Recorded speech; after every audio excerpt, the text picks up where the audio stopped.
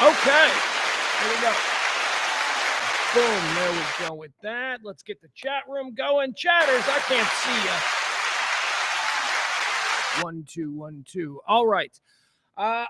Excuse me. Welcome in to the Rant. We do this every single day, round about this time, typically closer to noon. This week, we've had some interruptions. I appreciate you indulging me and allowing me to do other things because, quite frankly, this is my love. I do this for the love of the game, right? That's the clause we give to our superstar athletes when they want to be able to play pickup games in, school parking lots and stuff like that.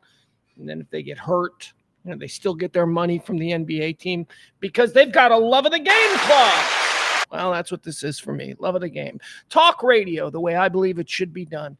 Talk radio used to be a thing in this country. Now it's just down to two formats, sports and political talk. And I don't like to do exclusively either one of those.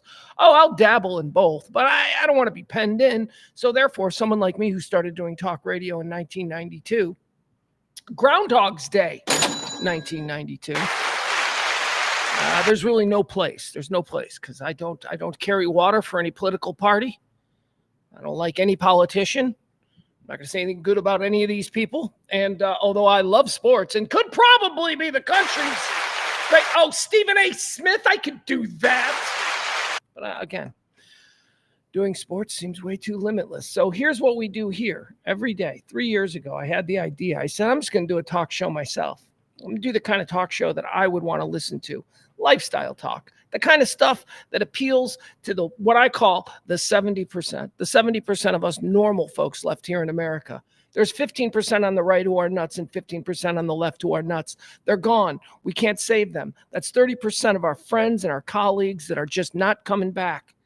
We got to focus on the other 70% of us. We vote different ways. We see the world in different ways. We live in different parts of the country. But here's the thing. We believe in a civilized society. What do you think I was going to say? Democracy? I don't know what the democracy is. I don't know what democracy is. What is democracy? Democracy is entirely...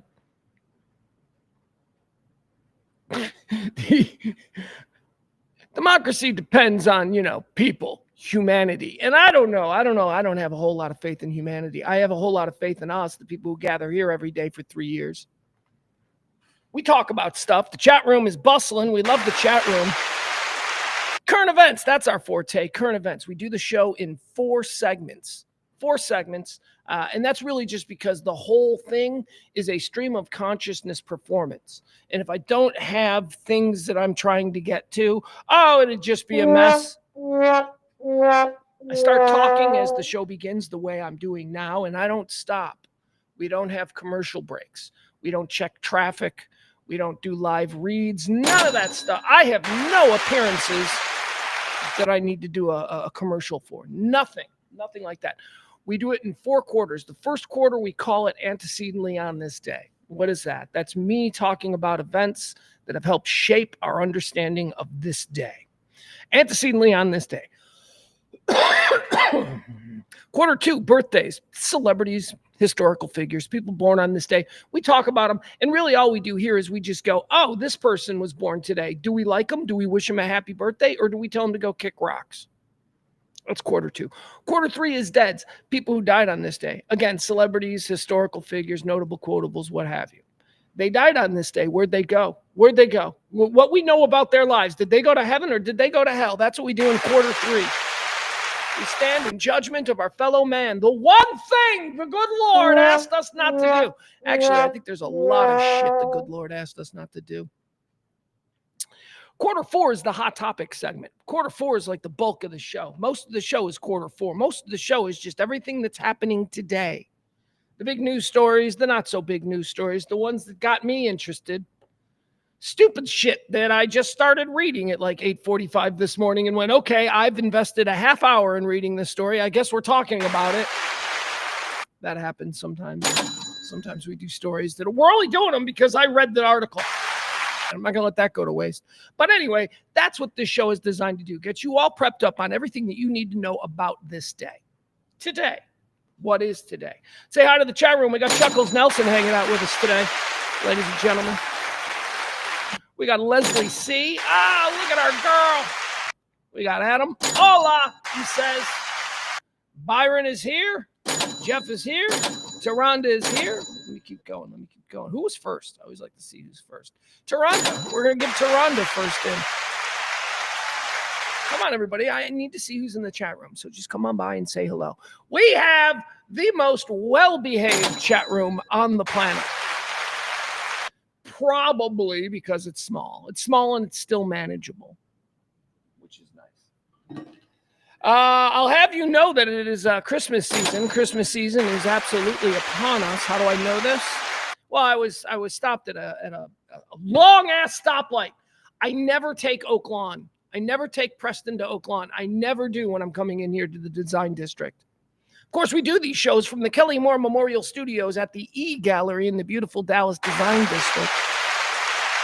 Usually I like to come through downtown, but today for some reason, not some reason, there was a specific reason I had to go to a store, but it's none of your business and I don't even know why we're talking about it. I took a different route and I went down Oak Lawn or Preston to Oak Lawn. And I know it's Christmas time because I was stopped there at the light at Preston and Armstrong. And this, of course, is Jerry Jones' corner. We all know that this is the corner. This is Jerry Jones's house right there on the corner. And I'll have you know that the owner of the Dallas Cowboys has his people putting up their Christmas lights today, right now. Oh, my God, the giant billionaire wall that surrounds the Jerry Jones compound right there at Preston and Armstrong. They're straping it with, they got the what do they call it? What is that? Garland? It's not garland. Poor people call it garland. What do rich people call it? Because it looked real. It looked like, he killed like a bunch of trees and now they're decorating the wall. And, that kind of thing. It's Christmas time is my point. I even think I saw Mrs. Jerry Jones. I'm not sure. It may have been Mrs. Jerry Jones. I don't know what Mrs. Jerry Jones looks like, but there was a Karen-esque, is how I'll describe her. There was a Karen-esque woman seeming to be directing all of the action from the Latino Christmas light decorator dudes. She seemed to be in charge. Now, here's the thing. I am not entirely sure what Mrs. Jerry Jones looks like. I think he keeps her hidden, right? She's bad for his brand because she's an old woman. See that? I don't know. Maybe she's got like a house captain. Is that a word? Is that a position, house captain? Oh, I want to be rich enough so I can invent the position of house captain. You're the house captain. What does that mean? I don't know. Give me a Coke. Give me a Coke cereal. We'll figure it out as we go. House captain. So maybe she's got like an assistant, but I thought that was Mrs. Jones. Anyway, it's Christmas season. La la la la la. Look at us. We got KB in the chat room. Now we've got Eric saying hi. We got CC in the Sports Bros saying hi. We got Barney in there. Now we got it. Now we got a chat room a man can be happy with. What else do I need to know? Saw a movie last night. Saw a movie that I have been waiting a year for. Had no idea it was available to watch. Man, let me tell you something. I went looking for the Christopher Reeve movie. The Christopher Reeve movie's out. Hey, Ed, if you're listening, the Christopher Reeve documentary. Oh, does that look so good? So I went to a place I go where I look for these things. And I was looking for the Christopher Reeve documentary. And I was bummed out. I was like, oh, man. Here's why. I got my kid this weekend, and I want my kid to know. My kid doesn't appreciate Superman. My kid thinks Superman's gay, and I'm a direct quote from him. Superman's gay. And look, this is a long-standing argument between my now 15-year-old son and me. It goes back to like 6 years old. He was always, Batman and Iron Man and all this. And I'm like, dude, Superman. Like, you don't know Superman because there's never been a good Superman movie for his generation. I tried to make him watch the Christopher Reeve stuff, but it, compared to the Avengers, it's not. It's not. Even Richard Pryor. My 10-year-old failed to have an appreciation for Richard Pryor in Superman 3. I was very upset by that. Man of Steel. He won't even watch Man of Steel with me. And I think that is objectively a good superhero movie. Anyway, they got to remake it. They got to make them darker. They got to make them meaner. So I don't know. What are we talking? What are we talking about here? We're talking about Superman, Batman. This is what happens with a stream of consciousness. You just go with your next thought, and then you forget where you came from. It's like you're in the forest, and you turn around, and you're like, where the hell did I start out at? Anyway, Superman, Batman. Why are we talking about that? I don't know. Moving on. That's what a stream of consciousness is. Yeah, D. Vega points out, the one thing we do know about Mrs. Jerry Jones is that she picks the artwork out in the AT&T Stadium. And apparently, let's just go ahead and say it. It's her fault they won't close the curtains. Let's just say that. Jerry Jones, Ted Cruz. That's what we do in Texas now. We blame our women. When men get in a corner, we blame our women. And our women take it because that's a good Texas woman. Shut up and take the blame. Anyway, I don't know. I don't know if she has anything to do with the curtains not being closed at AT&T Stadium. I just believe it's probably true. Anyway, I watched a movie last night. That's what I was talking about. I watched a movie last night that I've been waiting a very long time to see. And I'm going to give you a review of it at the end of the show. I went to see I was hoping to find the Superman movie. I couldn't find the Superman movie. Instead, I found this. I found this movie. And man, I got to tell you, I prefer it to the Superman movie. Like if you had said to me before I went looking for the Superman movie, would you rather see the Superman movie or would you rather see this? I would immediately say this. But I didn't know it was an option. I didn't even know it was released in theaters yet. Seriously, I didn't know it was out in theaters yet. Apparently, it debuted on like pay-per-view or home video Tuesday or something. So anyway, I'll have a review of that movie. What movie? Saturday Night. That's right. The origin story of Saturday Night Live. The Jason Reitman film. Jason Reitman, Ivan Reitman's kid. Jason Reitman's such a good filmmaker. Jason Reitman, tackled the story of the first night of Saturday Night Live and what it was like. And the movie is an hour and a half. And the whole movie takes place in real time, and it depicts what the 90 minutes before, live from New York. It's like that's the last thing. The last thing before the credits is the very first Chevy Chase, live from New York. Like that's how the movie ends. So it's a real-time look at what happens 90 minutes before Saturday Night Live hits the air, and specifically what happened on the very first night. So, for me, I'm all in. For me, it's like, that's interesting. That's okay. That's something I'm interested in. So I watched that. I'll give you a review of Jason Reitman's Saturday Night at the end of today's show. Jeff Ballard, he hears stuff. Jeff Ballard talks to people, and he's heard that it was good, but not even close to being accurate.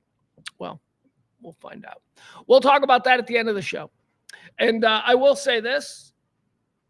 Nick DiGiulio, who on RadioMisfits.com does a really good Saturday Night Live podcast. It's a deep dive on the history of Saturday Night Live.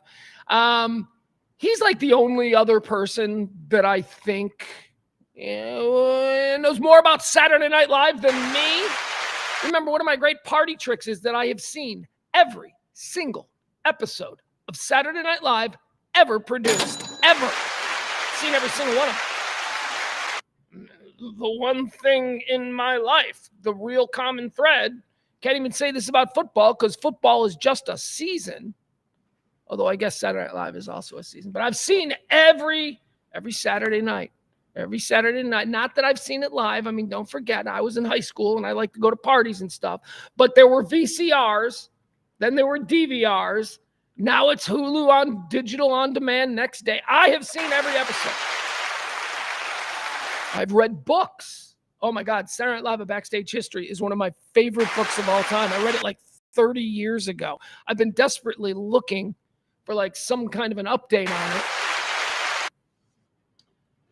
it. So let me tell you, I have some thoughts. I have some things that I know about the, first show, and so we'll talk about that. Okay. All right, Jeff heard it was good. Jeff's hearing things. You're going to hear whether or not I think it's good at the end of today's show. All right. What do we need to? Well, we haven't been doing. Pugs hasn't really been pitching for tips and all that kind of stuff lately. I haven't. We've taken a few days off, but we do need to bring that back. This show runs on your gratuities every day, Monday through Friday. We offer a kind of talk radio that regular radio doesn't offer. That is, of course, non-political, non-sports talk radio, lifestyle talk radio, regular talk radio for normal people. You want to support this kind of thing as you've done so generously over the past 3 years, I would encourage you to drop a little something there, the Venmo or the Cash App. That's how it's done. I shake my little cup, and you people, if you like what you're getting, you drop a little something and we move on. Maybe we do it for another day. Okay, so thank you. Also, big tipper of the day, we're bringing back now executive producer. Person who tips the most on today's show will then be tomorrow's executive producer. Unless nobody tips, then I might just reward somebody for being a good person. I don't know. Lady Gaga to join cast of Wednesday for season 2. Not even remotely interested in that. There you go. It's breaking news. Lady Gaga. They're all actresses now. Or no, I guess there's no such thing as actresses, right? There's actors. Can we bring actresses back? What was that? We can't have it. They're just female actors. What would No, they're actresses. They're actors and they're actresses. Why is that so wrong? Why did we have to stop doing that? Because it's patronizing. No, it's not.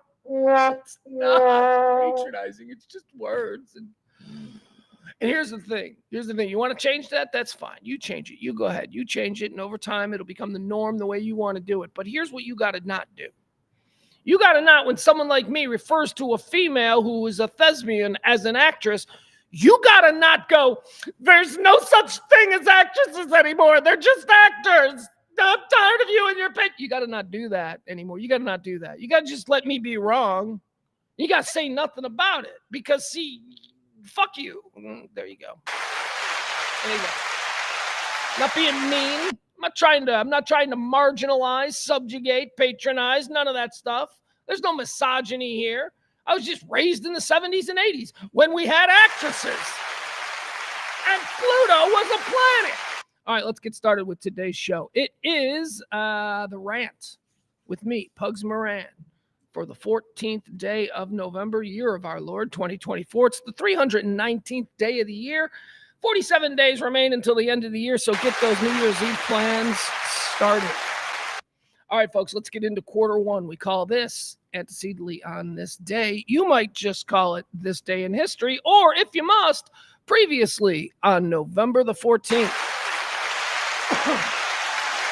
Antecedently, in the year 332 BC, Alexander the Great is crowned Pharaoh of Egypt. Pharaoh. Alexander the Great was cool. Why do I mention Alexander the Great? Because you ever do the birthday game? It was like, that gets stupid. Look, of course, they've never done the birthday game. This is a stupid thing that you invent only because you found out that Alexander the Great was born on your birthday. So the birthday game is when you challenge somebody to find the most significant person born on their birthday. And, they'll always be like, Betty Davis was born on my day. And I'm like, Alexander the Great, motherfucker. Landed on the moon, motherfucker. That's right. I know I'm not supposed to swear. I just said, Alexander the Great shares a birthday with me. Maybe. That's the thing with Al. You never know exactly. His birthday's either July 20th or the 21st. Nobody's sure. But July 20th, Alexander the Great, on this day, crowned Pharaoh of Egypt, born, I don't know when, on my birthday. Antecedently on this day, in the year 1889, pioneering female journalist Nellie Bly begins a successful attempt to travel around the world in less than 80 days. In fact, Nellie Bly travels around the world in 72 days. Hey! 72 days. The record was 80 around the world in 80 days. Look at her. She set a world record. What's that? Jules Verne. That was fiction. So she broke a fictional record. Okay. All right. Never mind. She broke a fictional record. Nellie Bly went around the world in a balloon in 72 days. Antecedently, on this day in 1957, let's get into this. You know things I love. I love space. I love hot chicks from the 80s. I love gangsters. I love me some gangsters. This was a big day in gangster history, American gangster history this day. Woo! You know what happened on this day in 1957? Antecedently in 1957, the Appalachian Meeting took place. Appalachian, New York. Upstate New York, Appalachian. Joe the Barber, who was Barbieri. Joe the Barber had a farm. He was a big mafioso dude. Joe the Barber. Where was Joe the Barber from? Philly? What was he? I don't know. Big mafioso dude, Joe the Barber. He owned this big spread up there in Appalachian. And man, oh man, the 5 families in New York were on the verge of all-out war. You got Albert Anastasia, who was like one of the most powerful dudes. You get him getting taken out by Gigante. Vinny the Chin Gigante takes out Albert. You can't just take out a boss, okay? So all hell's breaking loose with the 5 families, and that's when Joey the Barber, he goes, why don't y'all come out to my farm? Here's what we're going to do. Here's what we're going to do. This is long overdue, gentlemen. I got a great idea. Like, worst idea ever, but okay. Got a great idea. So I got this 57-acre farm out in the middle of, rural upstate New York. We all need to sit down. So here's what we're going to do. We're gonna get the Buffalinos in here. We're gonna get Sonny Salvatore in here. We're gonna get the Trafficantes in here. We're gonna get somebody from all the 5 families. We're gonna get Joe DiStefano in here. We'll get the outfit from Chicago in here, and their seat in Los Angeles. We'll get them in here. We'll all get together. It'll be a gigantic syndicate cookout. What could go wrong? So all the major crime bosses from all the different crime families in America came together on this day in Appalachian in upstate New York. Why is this a problem? Because it proved conspiracy. It proved that there was a national organized crime syndicate. Now, you might wonder, this is a little rural town in upstate New York. How did this? Here's how it happened. One of these idiots needs to go into town probably for some smokes or something. So they get in their fancy out-of-state New York City car, limousine, black, whatever. They get out, they go into town, and a local cop goes, Jesus, that's a gangster. Because they carried themselves like gangsters. Like, hey, like that, black limousine, whatever. That's a gangster. So that cop writes the plates down, right? Then he sees another car. He's like, Jesus, that's a gangster. So it was just local cops who noticed all of these like new people in town, over 100 gangsters from around the country descend on this small town.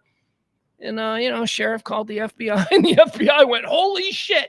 So they raided it. And it's been depicted in a lot of different films. Godfather 3, I think there's a depiction of an Appalachian type situation where you got these old men in expensive suits running through snow-covered forest. The Sopranos famously did their little thing, their little spin on the Appalachian raid when Tony was with Johnny Sack at Johnny Sack's house, and they raided Johnny Sack's place in New Jersey, and Tony had to run through the snow in his stocking feet. Anyway, Appalachian, it is one of the most fascinating and most ill-advised situations and stories in the history of the American mafia. It proved to at least the federal government, who had no proof of it before, that there was in fact a national organized crime syndicate.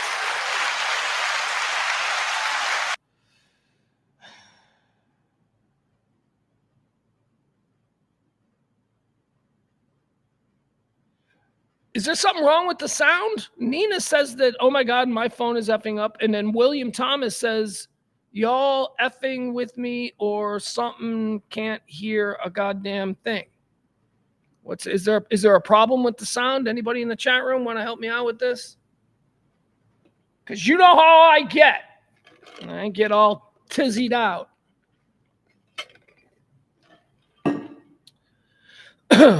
All right, thank you, Chaz. There's my guy, Chaz. Thank you, man. I appreciate it. All right, continuing on with antecedently on this day. Antecedently on this day, 1970, Southern Airlines Southern Airways Flight 932 crashes in the mountains near Huntington, West Virginia, killing 75. This is the Marshall football team crash. Now, over the last couple of weeks, I've talked about a number of these. We had the San Diego State, and there was I think there was another Boise State or something. And the reason I've mentioned all of these is because the only one we care about is Marshall, because they made a movie. You got to make a movie about it for us to care. That's just American facts. But yeah, Marshall. We Are Marshall, right? Wasn't that the movie? We Are Marshall. I think I saw it. I think I saw it high. I think it's another movie that I saw when I was high, and I don't remember We Are Marshall. Maybe I'll rewatch it. Maybe me and my son tomorrow. That was on this day in 1970. Marshall University football team killing 75 people. Southern Airways Flight 932. Antecedently on this day in 2012, Israel launches a major military operation in the Gaza Strip in response to an escalation in terror and rocket attacks by Hamas. Oh, that's history. No, that's not history. That was 2012. You want to go to 1972? We can go all the way back to that. You want to go to 42? Because I'm sure we can find a very similar story to Israel going at it with Hamas. All right, that's going to do it, folks. That's antecedently on this day. Now let's talk about birthdays. People celebrating birthdays today. Again, the only rules here are they cool? Do we wish them a happy birthday, or do we tell them to go kick rocks? Born on this day in 1916, Sherwood Schwartz, ladies and gentlemen, Sherwood Schwartz. Pugs, that's a stupid name. Who the hell is Sherwood? Well, let me tell you. If you're like me, if you're Gen X, if you grew up watching TV in the 1970s, Sherwood Schwartz was like the guy. Gilligan's Island, huh? Brady Bunch? Okay, that's basically it. But those two were huge. So I'm just going to go ahead and I'm going to say it. Happy birthday, Sherwood Schwartz. Born on this day in 1916. Born on this day in 1927, McLean Stevenson. McLean Stevenson is the cautionary tale that a lot of people in Hollywood get told, especially people who get big on TV. I'm trying to think of people who got big on TV and then made the jump to movies, right? That's there's always, especially back then, we're talking about McLean Stevenson here, born on this day in 1927. So he's early 1970s, 60s, 70s. This is when he was in his prime, his most bankable. McLean Stevenson was the star of MASH. Now, I know when we think about MASH, we probably don't think about McLean Stevenson, but we're talking about the first couple of seasons of MASH when MASH was a phenomenon. It stayed a very important American TV show, but MASH was a big hit right out of the box, and McLean Stevenson, not Alan Alda, was the breakout star. McLean Stevenson, after a couple of seasons of MASH, decided he doesn't need this tiny little screen stuff. He wants to go off and be Jimmy Stewart, so he walks away from what at the time was, I think, the wealthiest or richest deal in all of television. And McLean Stevenson said, I'm getting out of here. I'm going to go be a movie star. And McLean Stevenson went off and, of course, did nothing. Rued the day that he walked away from MASH. About 5 years later, after having absolutely zero luck in film, he ended up coming back to TV with a series called Hello, Larry. Hello, Larry. I used to like the theme. That was the theme. Hello, Larry. Portland is a long way from LA. Hello, Larry. It's a long way. That's the song. Probably not in that pitch, but something like that. Born on this day, 1927, McLean Stevenson. Born on this day in 1948, happy birthday to you, King Charles. King Charles' birthday. Can we get it right? King Charles III. That's right, King Charles III. Actually, let's get it really right. Here's his name. His real name is King Charles Philip Arthur George. That's it. That's the real name. King Charles III Philip Arthur George. I don't know how to say it properly. I don't know. Prince of Wales. You got to get that in there. You got to get King. Wait, he's not Prince of Wales anymore. He's king now. Whatever. It's his birthday. Frock that guy. I guess somebody's got to be born the future king, right? But it's like, And I guess there's probably like, 100 people on this planet who were born, maybe more. I don't know how many monarchies there are left, but there's probably like 100 or so dudes who are like walking around going, I was born a prince. But there's only one England. Like, that's the most important one. Like, I'm the king of Timu. And I'm like, where's Timu? I don't even care where Timu is. All right, moving on. King Charles III, happy birthday. Born on this day in 1948. Born on this day in 1964. The most awesomest, Patrick Warburton. Putty. I love Patrick Warburton. Patrick Warburton, man. Back in the day when we used to do the Pugs and Kelly show in Chicago and in Dallas here, Patrick Warburton was a regular on both shows. He was Putty, Putty from Seinfeld. We first got into him when he was just Putty, but then he took off and he did a bunch of other things, and people really like him because what's not to like about Patrick Warburton? We created this game, this like weekly segment where we would give away the Patrick Warburton. No, I think it was monthly because, yes, it was. No, we were going to do it weekly, but then Patrick Warburton said, I'll come on every time you give this award away. We created the Patrick Warburton Manliest Man Award just for somebody in the news that did something that was hyper masculine. And it didn't just happen to be a man. Sometimes it was women. It was oftentimes women. But anyway, he loved it. And he's like, I want to come on. So he would come on once a month. We were doing it weekly, but then we stopped it to monthly because he wanted to come on, but not so much that he wanted to come on weekly. So had a corned beef sandwich with him at the Grammys. He's a nice guy. I love Patrick Warburton. See, it's another one of these guys that, like, when you got a radio show and when you got like a whole bunch of listeners and all that kind of stuff, it's like these are the kind of friends you have. I haven't talked to that guy in 20 years. Buddy. He was my boy. What happened to us, buddy? I lost everything. All right, let's keep going. Born on this day, 1964, the great Patrick Warburton, Putty. Born on this day in 1967, another one of that. Them dudes. I talk about them dudes a lot. I put her in. She's one of them broads, them dames. This chick's a baller. This chick's badass. She's always been badass. I can tell stories about this chick going all the way back to when she was like probably 22, 23 years old. We would walk into a party and all of us nerd dudes were like, eh. Happy birthday. The incredibly cool, one of the coolest chicks ever, Nina Gordon. Nina Gordon is a rock star. Well, I don't even know if you don't have to acknowledge her as a rock star. I do. And here's the thing. She acknowledges herself as a rock star. Just got that vibe, man. She's just got that 90s aging, riot girl. Although, no, she was Veruca Salt. She was, they know not. Veruca Salt, that's a Seattle thing. Veruca Salt and Liz Phair and the RC and the other badass women that came out of that Chicago scene, they don't consider themselves riot girls. So, but whatever. Nina Gordon was in Veruca Salt with Louise Post. I always had a crush on Louise Post. I knew Louise Post better than I knew Nina Gordon, but there was this like really cool period of time in Chicago in like the early 90s, the mid 90s. I had just started. Prior to this, I had worked in the music side of Chicago, managing bands, and talked a little bit about that. Our buddy Rob Barr, who hangs out in the chat room, was a guy that, we all worked together. But after that, I ended up going into radio, and I started working on a very popular morning radio show. And that just like kind of, suddenly I was in rooms that when I was managing bands and trying to get booked into like hot clubs and stuff, rooms I wasn't allowed into. But suddenly I'm the producer for the Kevin Matthews Show, and I'm in rooms with people, that's just, and it was a heady time.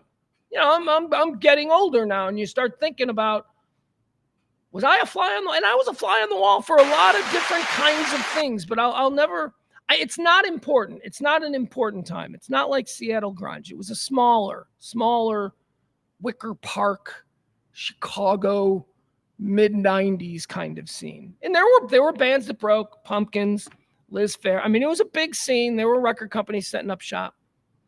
But you would be, like, let's say you were at a place like the Empty Bottle. And let's say there was a cool band that came through town and they would close up bar afterwards, and that cool band would hang out with all the local luminaries and all that. That's how it goes. I mean, I remember at these parties, I remember watching girls like, specifically Nina Gordon, our birthday girl today, and Louise Post of Veruca Salt. This is 93. Just be hardcore bitches and just own the room. Not mean, not cruel, not mean girls, but you didn't walk up to them, and they were sexy. They were sexy in their confidence. They were sexy in their strut. You didn't walk up and grab their ass or anything. And then you had like Liz Fair, who was on a different, she was like the queen, and she wasn't even big nationally yet. She was just, it was cool. You know what? The Chicago music scene was really cool with women. They had women. They respected the women. The women were big players in that scene. Anyway, Nina Gordon, she's very cool. I love her. Huge crush on Louise Post, though. I had such a huge crush on her. There may have even been, no shot at all, ever. But for some reason, yeah, so I'd really like to get you guys on the show. Kevin really likes you guys. Get you to come in for a Friday. Oh, we'd like that. You should do that. You need to talk. And oh, God, those were fun times. Nina Gordon, happy birthday. Born on this day in 1967. Born on this day in 1975. Travis Barker. He's a drummer, don't you know? He's got burns. He was in a plane crash. That's all I know, right? That's pretty much all I know. He's a Kardashian. Is that what he is? Is he a Kardashian? No idea. All right, that's going to do it for birthdays. Let's move on. Quarter 3, running through quick today. These are the people who've died. These are the people who've died. People who've passed away on this very day. Let's decide where'd they go. They go to heaven, they go to hell. Dead on this day in 1915, Booker T. Washington.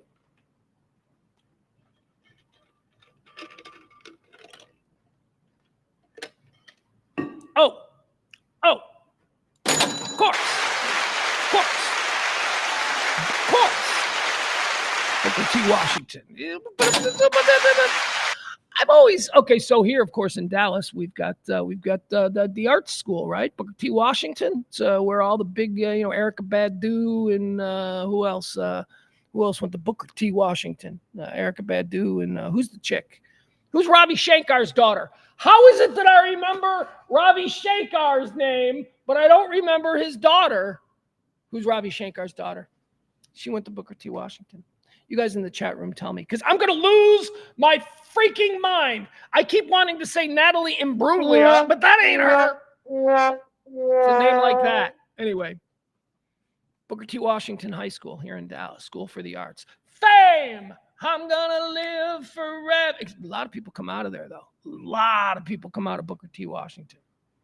Come on, chat room. Seriously? Nobody's piano girl. La, la, la. I got a pretty piano girl voice. What's her name?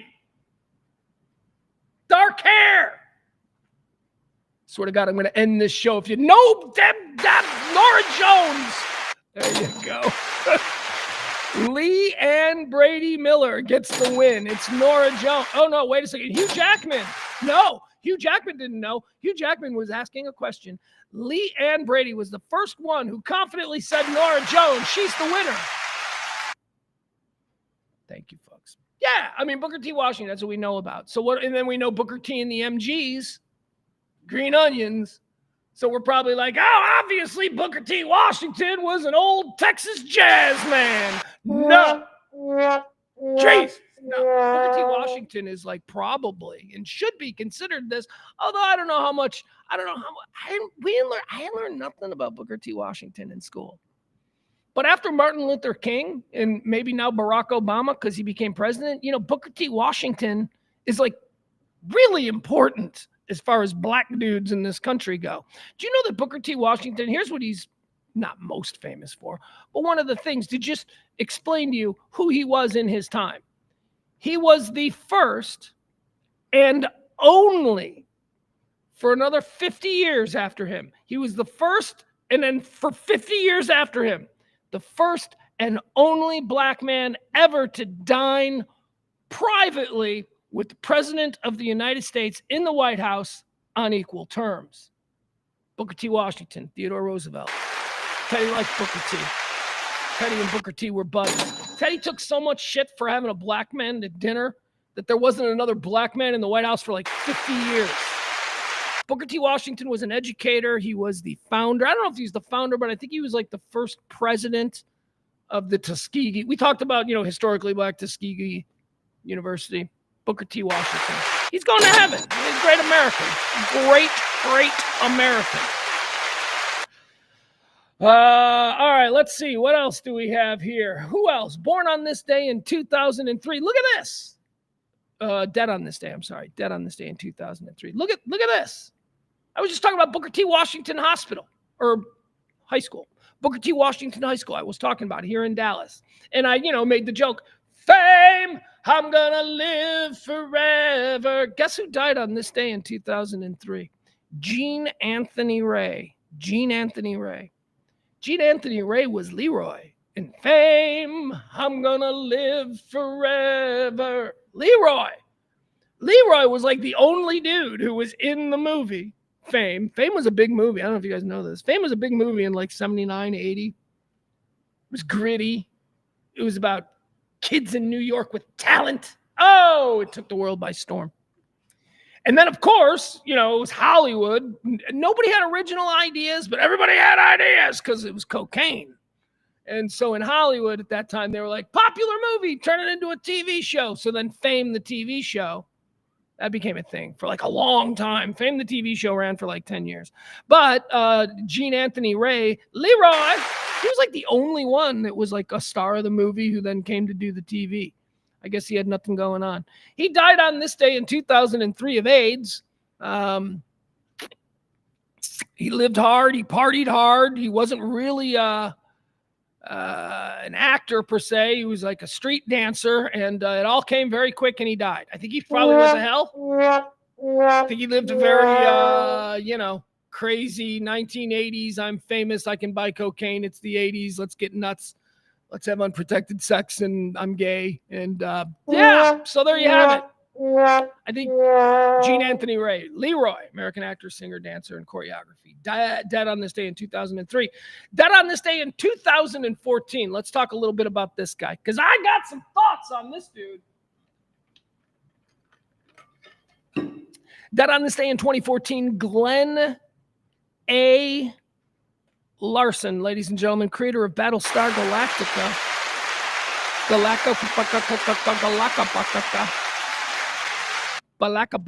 Glenn Larson created the original Battlestar Galactica. Oh, he created a whole bunch of stuff. Now, I love Battlestar Galactica. Not the Glenn Larson version. Glenn A. Larson, the man we're talking about today, he created the original Battlestar Galactica. And it sucked. It was dumb. But I liked it because I was 8. And I didn't know what I was looking at. And it was space. Couldn't go see Star Wars in a movie theater every single day or once a week. So I had Battlestar Galactica on my TV, and it was fine. They reimagined Battlestar Galactica like 30 years later for the Sci-Fi Network. A new guy came in and made it way better and so much cooler, darker. Anyway. Glenn A. Larson is still cool because he made that okay. He was like, yeah, you can redevelop my thing. What else did Glenn Larson do? Okay. Glenn Larson did, of course, Battlestar Galactica. After Battlestar Galactica, he's doing Battlestar Galactica, and he's like, oh, Jesus, this is an expensive show. It was an expensive show. Battlestar Galactica was an expensive show. And it was a syndicated show, which meant that they had to pick up the cost for that. So Glenn Larson had an idea. He was like, well, what if I pitch another show to a network? Because I've got this success in syndication. What if I go to, say, NBC, and I pitch them on a show, and then I charge them for all of the, space stuff, but we actually use the space stuff we're already using in Battlestar Galactica. That was the idea he had. And that's how we got Buck Rogers in the 25th century. Remember that show with the robot? Beep, beep, beep, beep, beep, beep. Whoa, Buck. That was on NBC. Glenn Larson produced that using all the same sets and all the same equipment from Battlestar Galactica, the one that he did with Lauren Green. Fun fact. Battlestar Galactica, he did Buck Rogers. He did The Misadventures of Sheriff Lobo. Come on! Short-lived, but awesome. Sheriff Lobo. That show was great. He also did Quincy. I mean, I don't know. I was like, Quincy was fine. He was Oscar Madison from The Odd Kids. Quincy was fine. Seemed not exactly in my wheelhouse at 10 years old. You know, and what was Quincy? Quincy's like a coroner, but also like a Lothario who lives on a boat and like has dates like much younger women. Quincy was cool, man. Let's do a podcast on what these characters were getting into. There you go. I want to do a breakdown of what Quincy was really getting into, what his life was like. Because he also like took it upon himself to like, solve murders and shit, which I don't think is in the purview of a county coroner, but all right, so he did Quincy. All right, so let's run through them. Battlestar Galactica, Buck Rogers in the 25th Centuries, The Misadventures of Sheriff Lobo, Quincy. He did the Hardy Boys. He did Nancy Drew. He did BJ and the Bear. Hey, away you're going, the streets are flowing, scooby-dooby-dooby-dee-da, bang! I'm BJ McKay, and this is my best friend, Bear. Come on! These dudes doing this guy made the dumbest, stupidest TV shows in the history of TV, and let me tell you, they were music to my 8-year-old ears and eyes. All right, so we got Battlestar Galactica, we got Buck Rogers in the 25th Century, we got The Misadventures of Sheriff Lobo, we got Quincy, we got the Hardy Boys, we got Nancy Drew, we got BJ and the Bear, we got the Fall Guy, we got Magnum PI, we got Knight Rider. Dude, look at that run. Look at the run he went on. BJ and the Bear, Fall Guy, Magnum PI, Knight Rider. Suck a dick, motherfucker.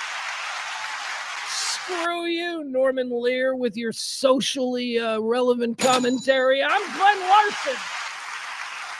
Also, he created the Bionic Man, or $6 Million Man, but he didn't get credit for it. There you go. So guess what? We're putting Glenn Larson in heaven because he made a lot of TV shows that was awesome. Nina says Quincy was a doctor, of course. That's why he got younger women. Al says BJ and the Bear was one of my favorites next to Chico and the Man. Chico. Jeff says, thank you, Pugsley, for bringing BSG, the remake, into my life. You are welcome, sir. You are welcome, sir. Jeff enjoys the remake of Battlestar Galactica. I've got some good news for you. Got some really good news. HBO, or Max, as they say, Max, is apparently developing yet another Battlestar Galactica series, which will neither draw from the first 1970s Battlestar Galactica nor the mid-90s reimagined Battlestar Galactica.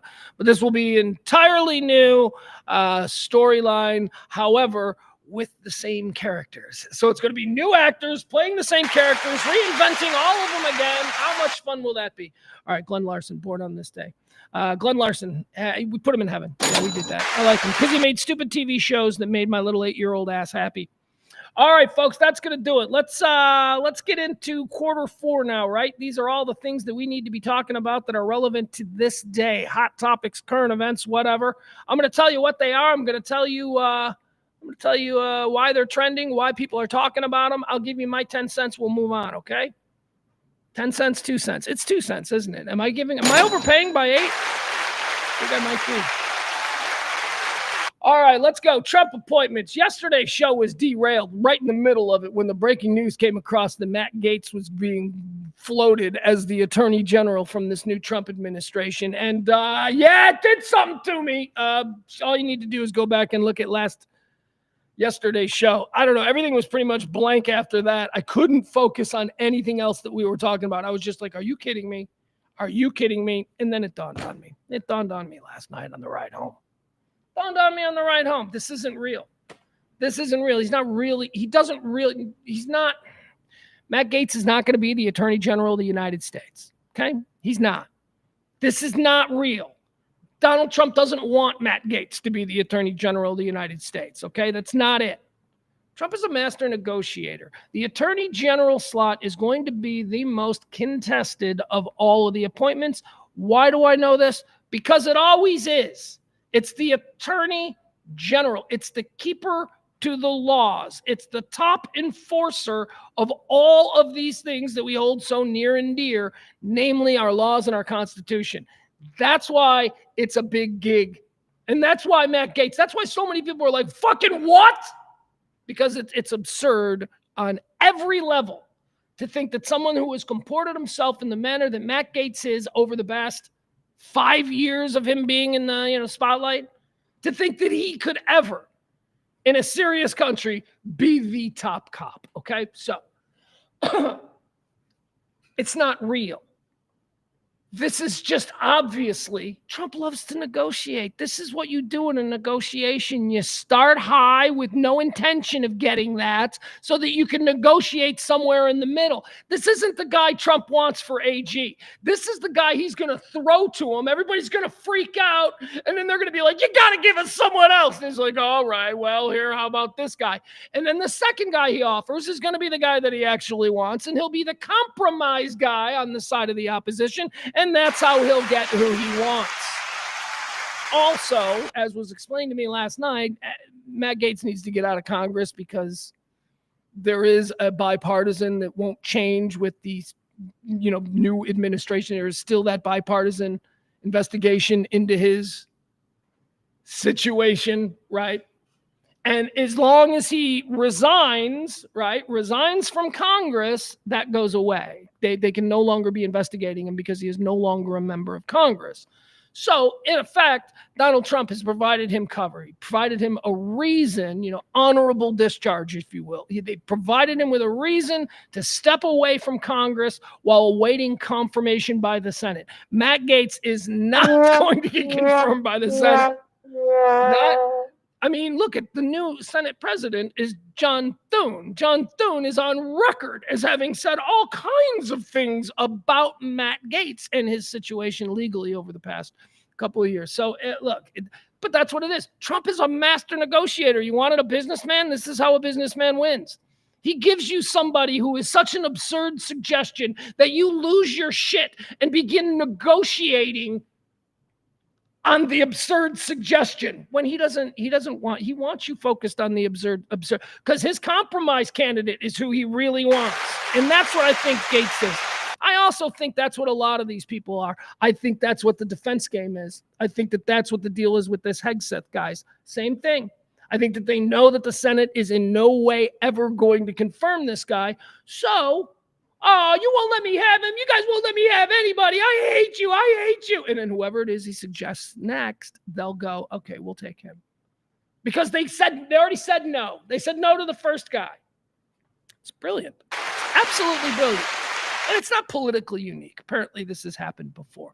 But man, oh man, was I freaking out. Again, mark my words, no way in hell, Matt Gaetz.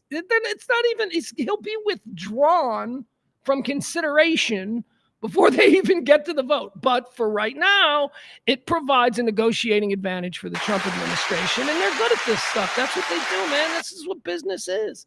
This is what y'all voted for. Not me, again, because I didn't vote.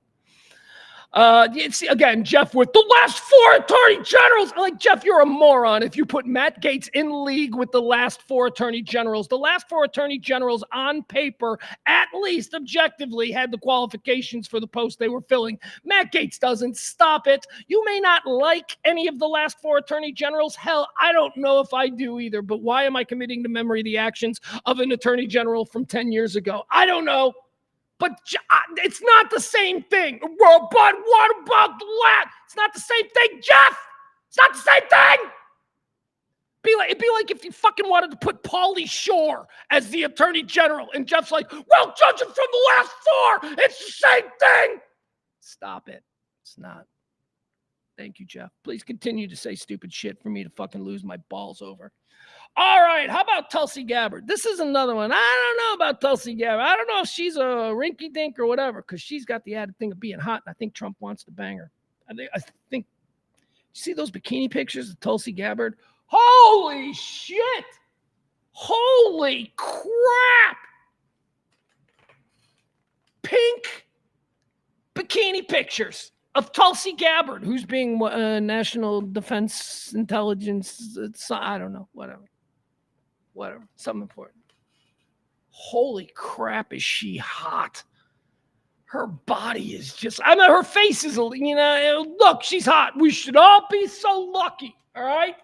Tulsi Gabbard is a very attractive woman. Normal standards. Trump world, she's not that. Trump world, she's okay, but she's not like Trump world. They got like hot chicks, which is why I was so shocked when I saw Tulsi Gabbard in a pink bikini. I'm like, holy crap. Okay, so all that aside, you'll never get me to believe anything. Tulsi Gabbard was raised by a cult. There you go. I keep saying it, and people are like, yes, so what? So what? So were you. Yeah, I was. I was raised by a cult. I was absolutely raised by a cult. But I recognize it. That's how I recognize it. I was raised Catholic.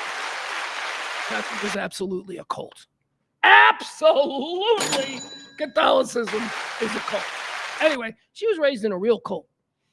And by that, I mean, what was it called? It was the Science of Identity movement.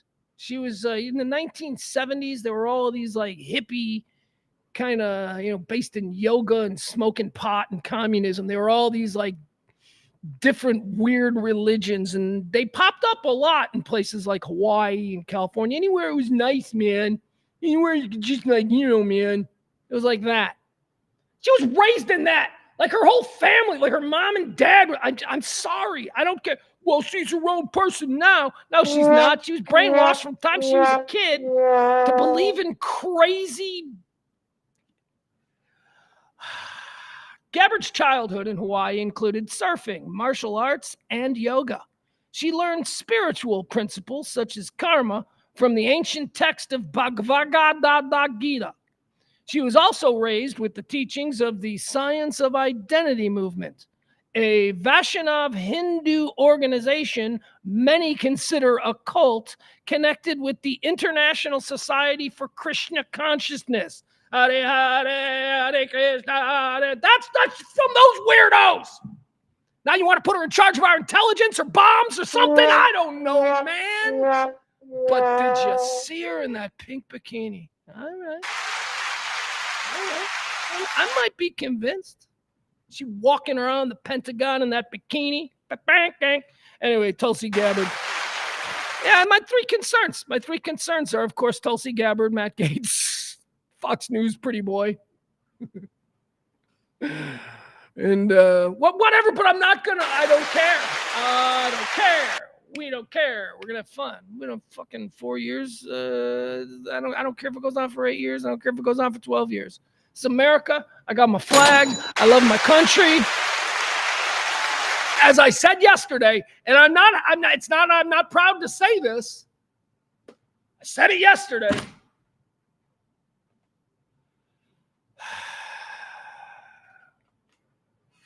Everybody I care about is like, a protected class. So, I got a mom I care about. She's no woman. She's an old white woman.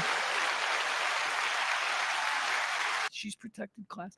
I got a son. He's 15. He's a 15-year-old Texan with a drawl. He plays football. He's a big old good old boy. He's gonna be protected. This world is shaping up great for him. Like, it's going. And whatever. What are you saying, Pugs? Are you saying that it's going to be? Well, what I'm saying is that there were some very real concerns raised by people with a skin color different than mine. Things that we should all be concerned about, prospects of another 4 years of this. And I was like, yeah, all right, you people are concerned. All right, very good. Very good, man. And then the guy won in a landslide. So, I'm like, whatever. Apparently, even the people who I was told are the ones who are in trouble. The people who are going to be put upon and, bust out of the country in the middle of the night. Those people, they elected him in a landslide. And you're seeing a lot of them. They're saying stuff now like, well, I don't think he's coming from my family. Okay, cool. it's very much one of those first they came for kind of situations, that we hear about.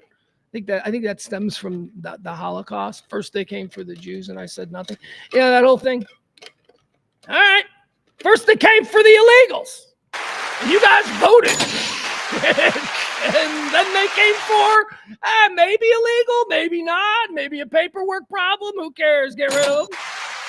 Which, fine. Again, fine. Whatever. Hey. I have been told, and the American people have voted, I've been told that the immigration and these people in our streets, I've been told that is the big number one concern. Okay? Now, being honest, wasn't my number one concern. Not for me. For me, that's not the big problem. For me, I'd have to say, what is my big problem?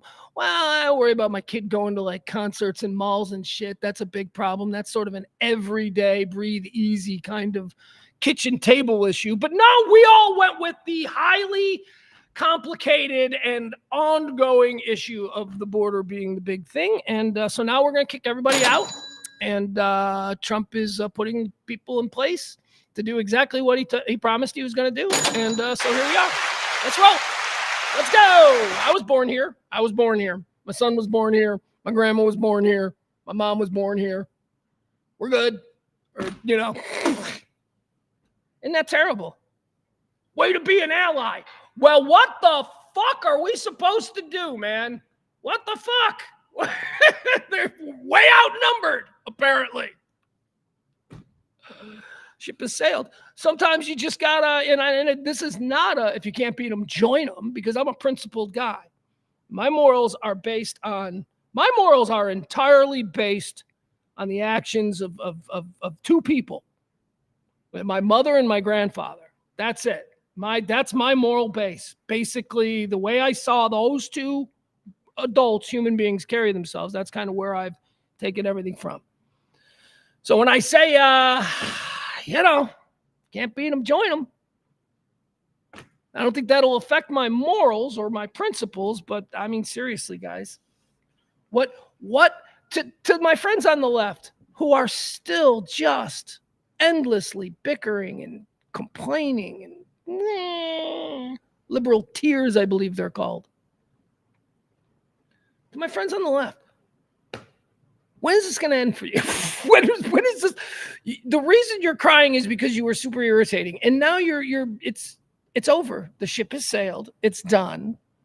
You're not like the other side. You're not gonna go to the mall on Washington with a plan. You're not doing that. You're knitting pussy hats. That's what you people do. So there you go. I mean, I guess they're talking to 2 years to the midterms, and we take the House and we take the Senate. No, you don't. No. Not unless you radically change the way your platform hits the average American person, because the Democratic platform is garbage. Unelectable is what some might call it. All right. Poly market. You guys know about the poly market? There's a big news story today concerning the poly market. I love the poly market. The poly market is fun. It's crazy. I want to do a podcast exclusively about the poly market, but I think the poly market, or at least this version of whatever it is, might be going away. So what is the poly market? Poly market it's gambling. It's gambling. We're not as familiar here in Texas as other states are with all the things that are happening in the legalized gambling world. I came from Illinois, a state that has legalized gambling. And I was there for about 2 years of legalized gambling in Illinois. They've had it there for 5 years now, something. And I mean, it's everywhere. It's the money. It's a money machine. Everybody is making money hand over fist off legalized gambling, and we don't have it here in Texas, so we're not exposed to the kinds of things that you can gamble on with your phone. Here in Texas, we can't use the apps, but we know if you're in Texas, you watch a football game, you got to be asking yourself, why are there so many gambling sites all over? What is BetQL, right? What is MGM Bets? What is DraftKings? All of these things. So this is the rest of the country. The rest of the country that has freedom. Unlike the freest state in America, Texas, where you can't gamble, you can't smoke weed, and ladies can't get their abortions. But freedom is number one here in Texas. Freedom.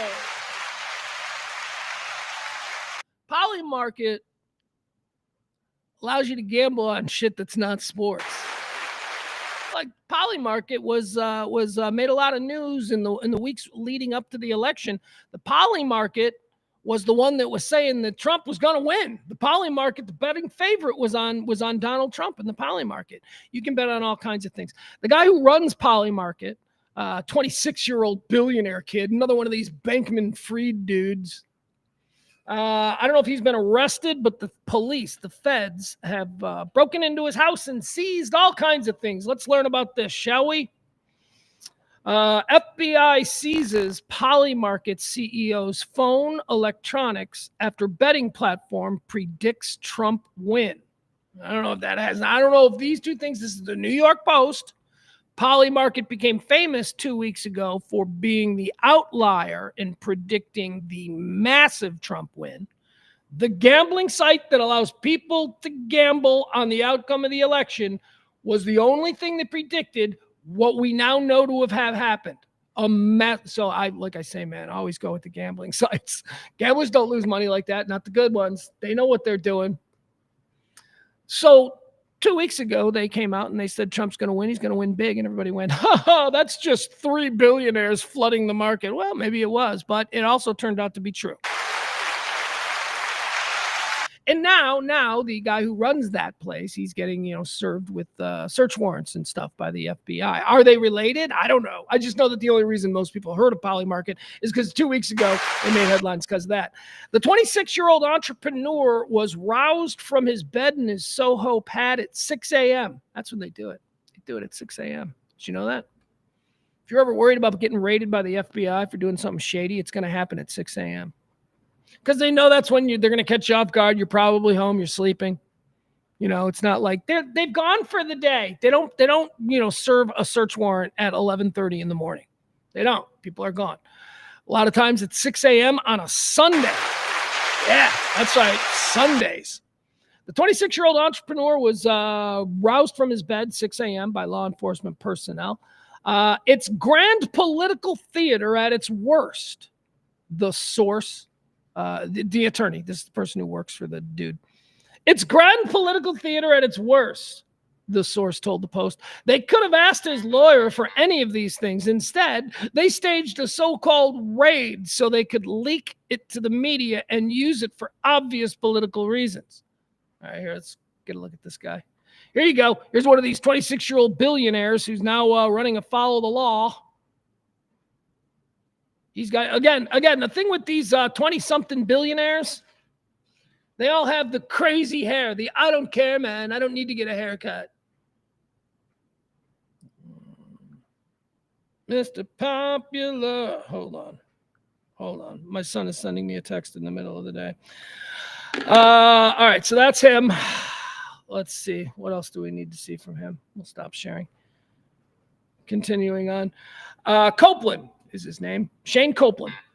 Copeland was not provided with a reason for the raid, but the source suspects it was political retribution since Polymark predicted an easy Trump triumph over Vice President Kamala Harris as opposed to traditional polls. The source also speculated that the government is likely piggybacking off liberal media reports that accuse Polymarket of market manipulation and rigging its polls in favor of Trump. Okay. All right. This is fucking gonna drive me nuts. Look, they're probably doing something shady. Okay. It probably has nothing to do with Trump. But now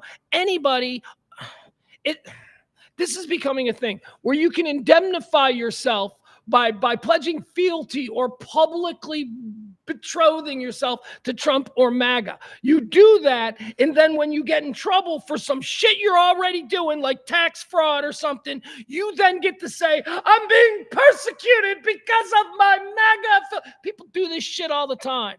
And that's what this guy's doing. It is a gambling website. It's probably shady to all get out. But no, it's because you put, oh, stop it, man. This is why Matt Gaetz needs to come in and blow up the FBI, because they're activist FBI.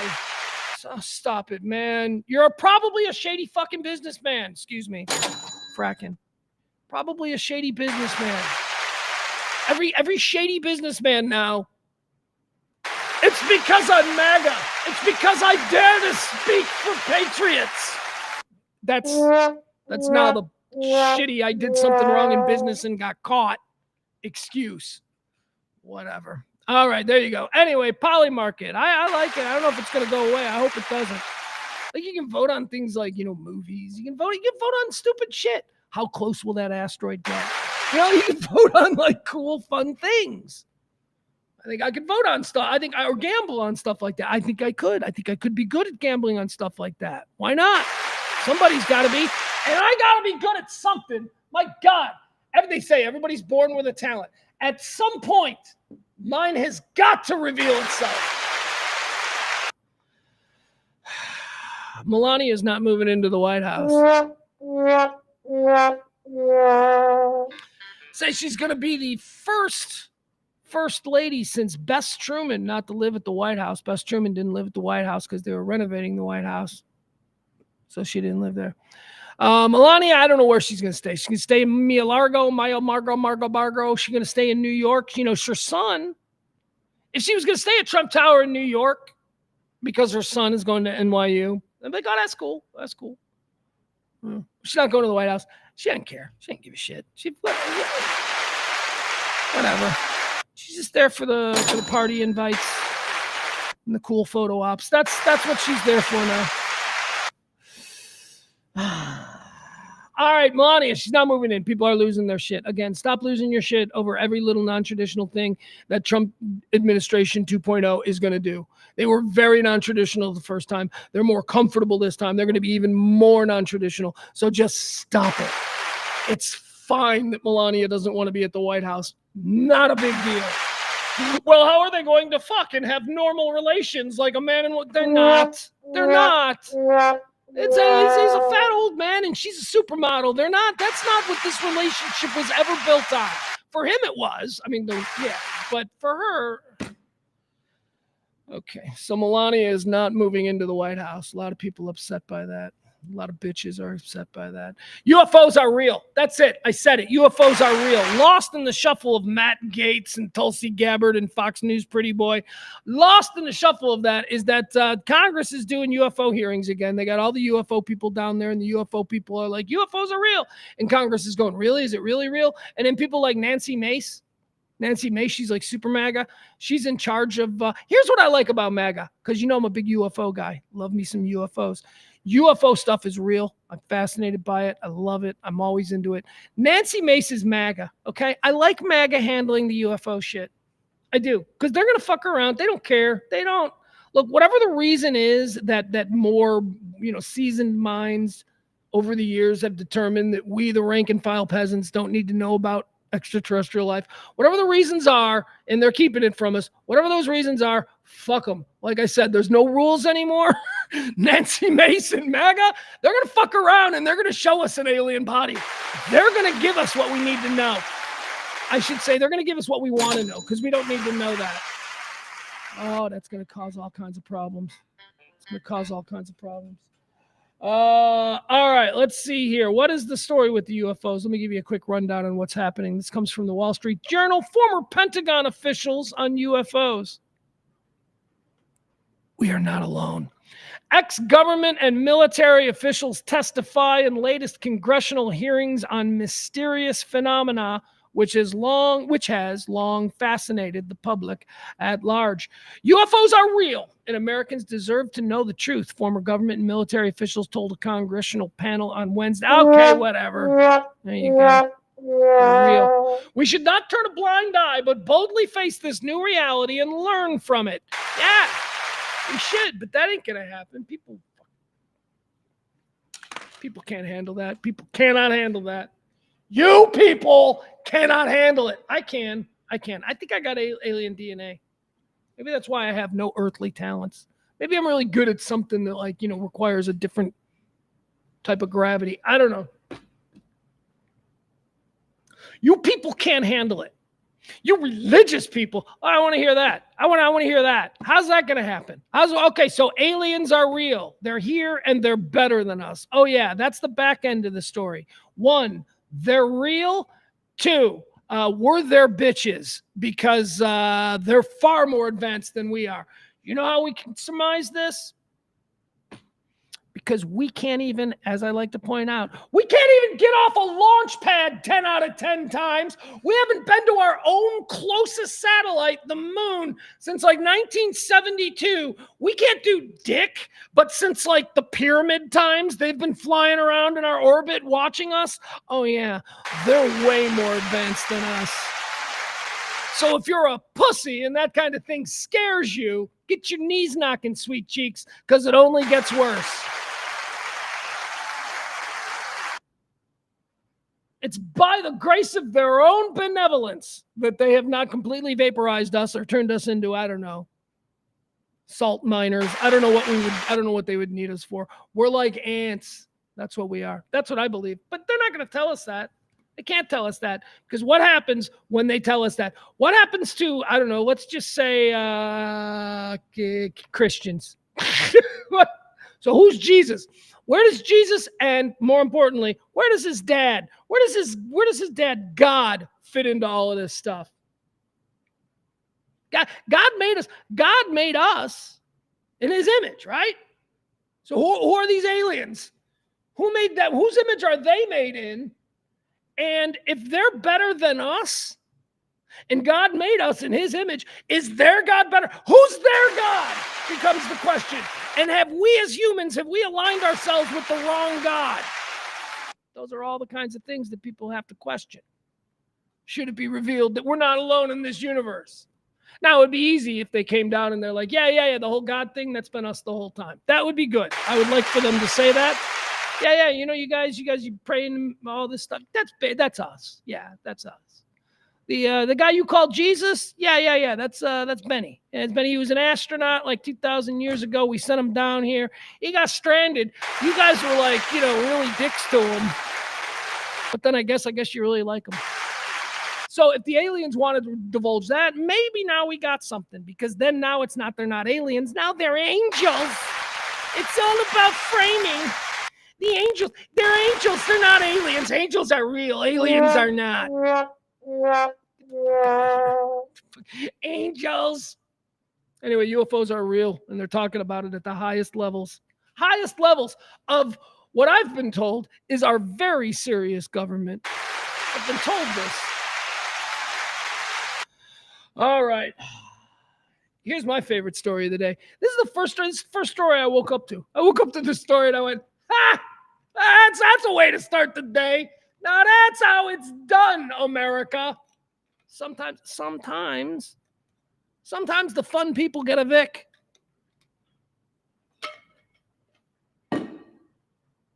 The Onion has purchased InfoWars. That's so awesome. So Alex Jones, he's a piece of shit. Hey, I've told you the stories about Alex Jones. Alex Jones used to try and work at 105.3. Like back in the early 2000s. I think he was he on LBJ down in Austin or something? But he's a Dallas kid, born and raised in Dallas. And he really wanted to come work at 105.3, man. And he used to send all of this shit, like, hey, man, hire me, like all of these real crazy, stunty promotional stuff. And we used to sit in the program director's office. Kelly was really fascinated by it all. Kelly would go through the big box of out-of-work DJs. And Alex Jones was anyway. He was always one that... And I remembered him because he eventually, would have success online, and he revolutionized. He did all this stuff, and he's a fucking crazy person. Crazy person who desperately wanted to work at 105.3, but we didn't think he was good enough because he wasn't. So Alex Jones started InfoWars, and it became a big thing. Gay frogs, and, Sandy Hook isn't real, and, over the course of about 10 years, that kind of shit came back and bit him in the ass. And after a number of court judgments against him, InfoWars is no longer his. He's like $1 billion in debt, right? Something crazy like that, and judgments that he needs to pay the families of children killed at Sandy Hook. So one of the things that they were going to do is, you got to liquidate and then you got to auction off his assets. And one of the most lucrative assets that he has is this crazy ass platform called InfoWars. A lot of people were lining up to try and buy InfoWars. One was Roger Stone. And Roger Stone is another one of these crazy people. There were allies of Alex Jones who were lining up and putting money together to be able to purchase InfoWars from auction. They didn't get there. You know who got there? The Onion! So funny. The Onion is so cool. I don't know what the Onion's going to do with it, but I don't know, man. It's just so funny. Here's the story. All right. The Onion buys InfoWars. What did they get it for? Let's go through this. This is, who's the source here? This is the AP satire publication. The Onion buys Alex Jones InfoWars at auction with Sandy Hook family's backing. What was the first Onion headline? The first Onion, like I go way back with the Onion because the Onion started, I don't know if you guys are aware of this.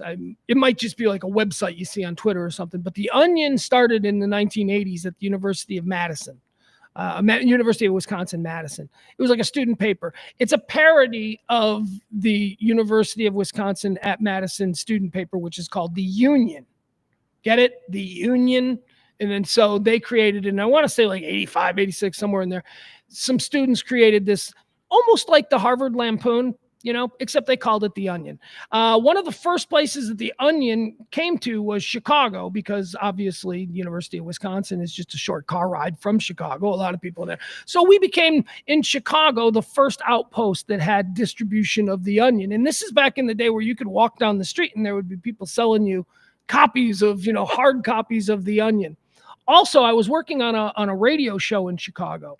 And some of the early writers for The Onion, they were always submitting content. And I would always sell it as, these are the guys from that newspaper at UW, at University of Wisconsin.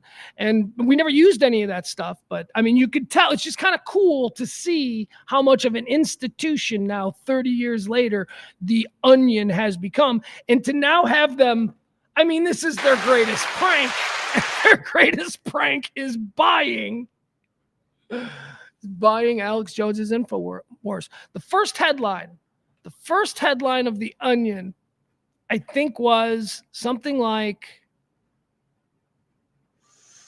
changes in sun's rotation.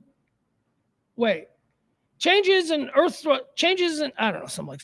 sun's rotation plunges Earth into darkness. I don't know, whatever it was funny, but it was like, I can't even phrase it right. Anyway, back to the story. The satirical news publication, The Onion, won the bidding war for Alex Jones's InfoWars at a bankruptcy auction backed by families of Sandy Hook Elementary shooting victims. That's awesome. The Onion had the actual families on their side. I love it. That's so funny. The purchase turns over Jones' company, which for decades has peddled in conspiracy and misinformation, to a humor website that plans to relaunch the InfoWars platform in January as a parody. Within hours of the sales announcement Thursday, InfoWars' website was down and Jones was broadcasting from what he said was a new studio location. The dissolution of Alex Jones' assets and the death of InfoWars is the justice we have long waited for and fought for. Robbie Parker, whose daughter Emily was killed in the 22 shootings in Connecticut. The Onion acquired the conspiracy theory platform's website, social media accounts, studios in Austin, Texas, trademarks, and video archive for an undisclosed sales price. The satirical outlet, which carries the banner of America's finest news source on its masthead, was founded in the 1980s and for decades has skewered politics and pop culture, including making Jones a frequent target of mocking articles.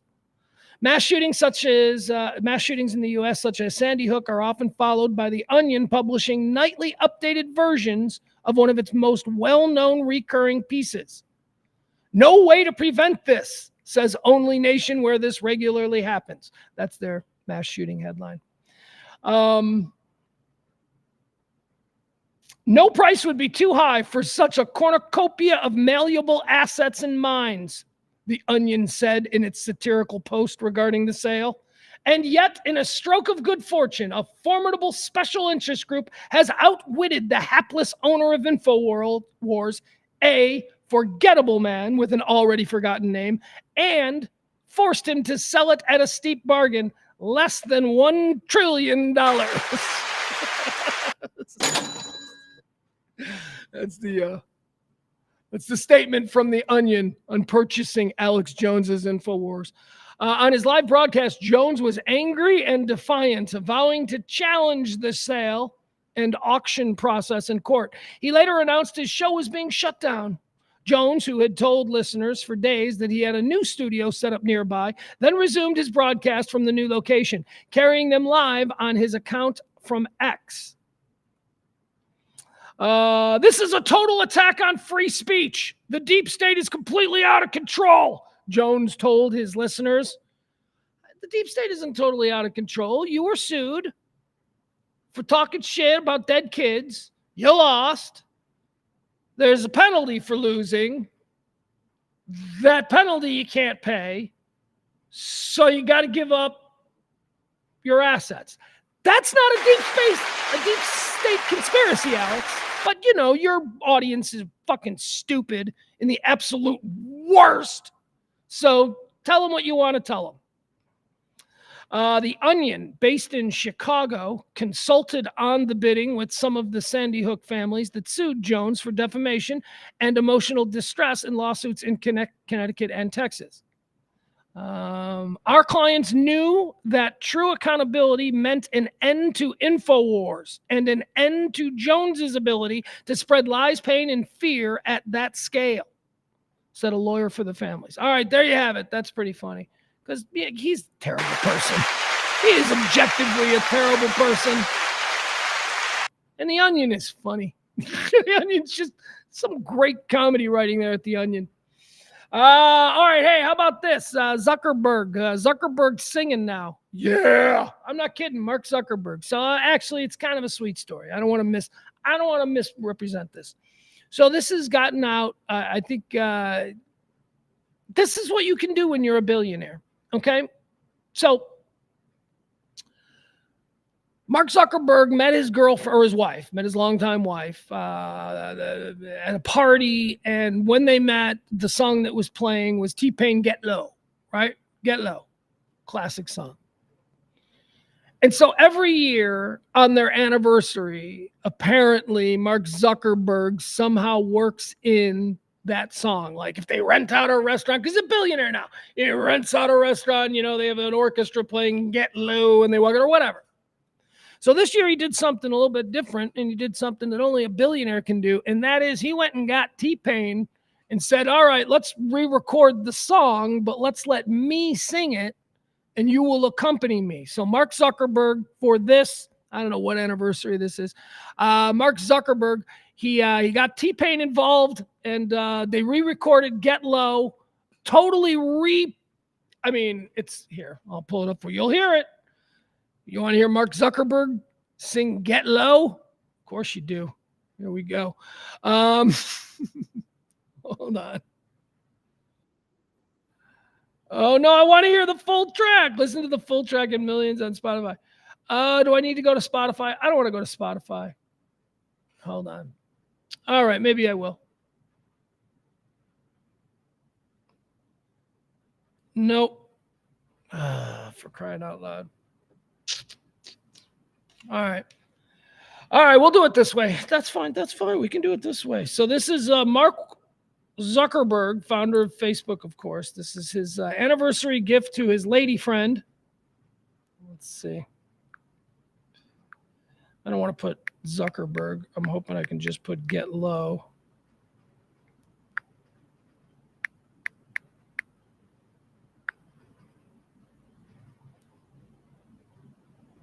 Is this it? Is this going to be it?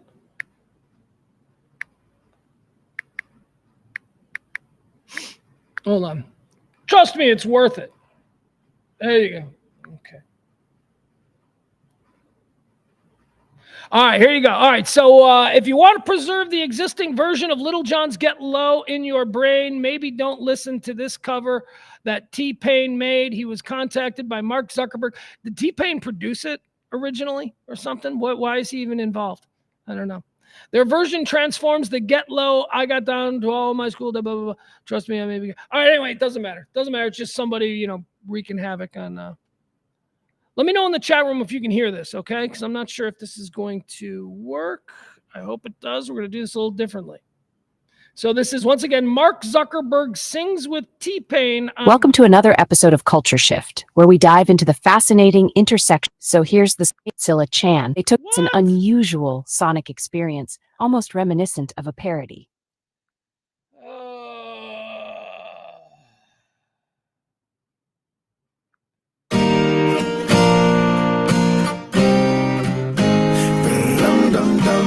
Can you hear this? Let me know in the chat room if you can hear this. Just say yes or no. 369, damn, you're fine. Hoping you can sock it to me, baby, one more time. Get low, get low. Okay, that's Mark Zuckerberg. just so we're aware, he's doing jujitsu. He's singing now with auto-tune. That's Mark Zuckerberg. Get low, get low, get low, get low, get low, get low, get low, get low, get low. From the windows to the walls, till sweat drops down my balls, till all these bitches crawl. Oh, skeet, skeet, motherfucker. Oh, skeet, skeet, goddamn. Oh, skeet, skeet, motherfucker. Oh, skeet, skeet, goddamn. Shorty crumb, so fresh, so clean. Can't you fuck that question's been harassing me in the mind? This girl is so fine. I done come to this club about 11 times. Can I play with your panty line? Club owner said I need to calm down. Security guard is... Okay, I think that's enough of that. I think it's fine. I think if you're a billionaire, you can get away with that. If you're interested in hearing the entire version of the song, you can just simply find Z, as in like A through Z, Z-Pain, Zuckerberg, and T-Pain. They're called Z-Pain, their version of Get Low, if you're so inclined. Enjoy. Hey, man, it's fun to be a billionaire. Can I tell you, you can do that shit. It's fun to be a billionaire. You know what even makes it better? Like, we're all like, what a dork. Here's what makes it great. He don't give a fuck. You think he cares what me and Byron think of him? Mark Zuckerberg, man. What a dork. That kind of status, that kind of just existential agency. He's in no shame, doesn't need shame. He's Zuckerberg. Skeet.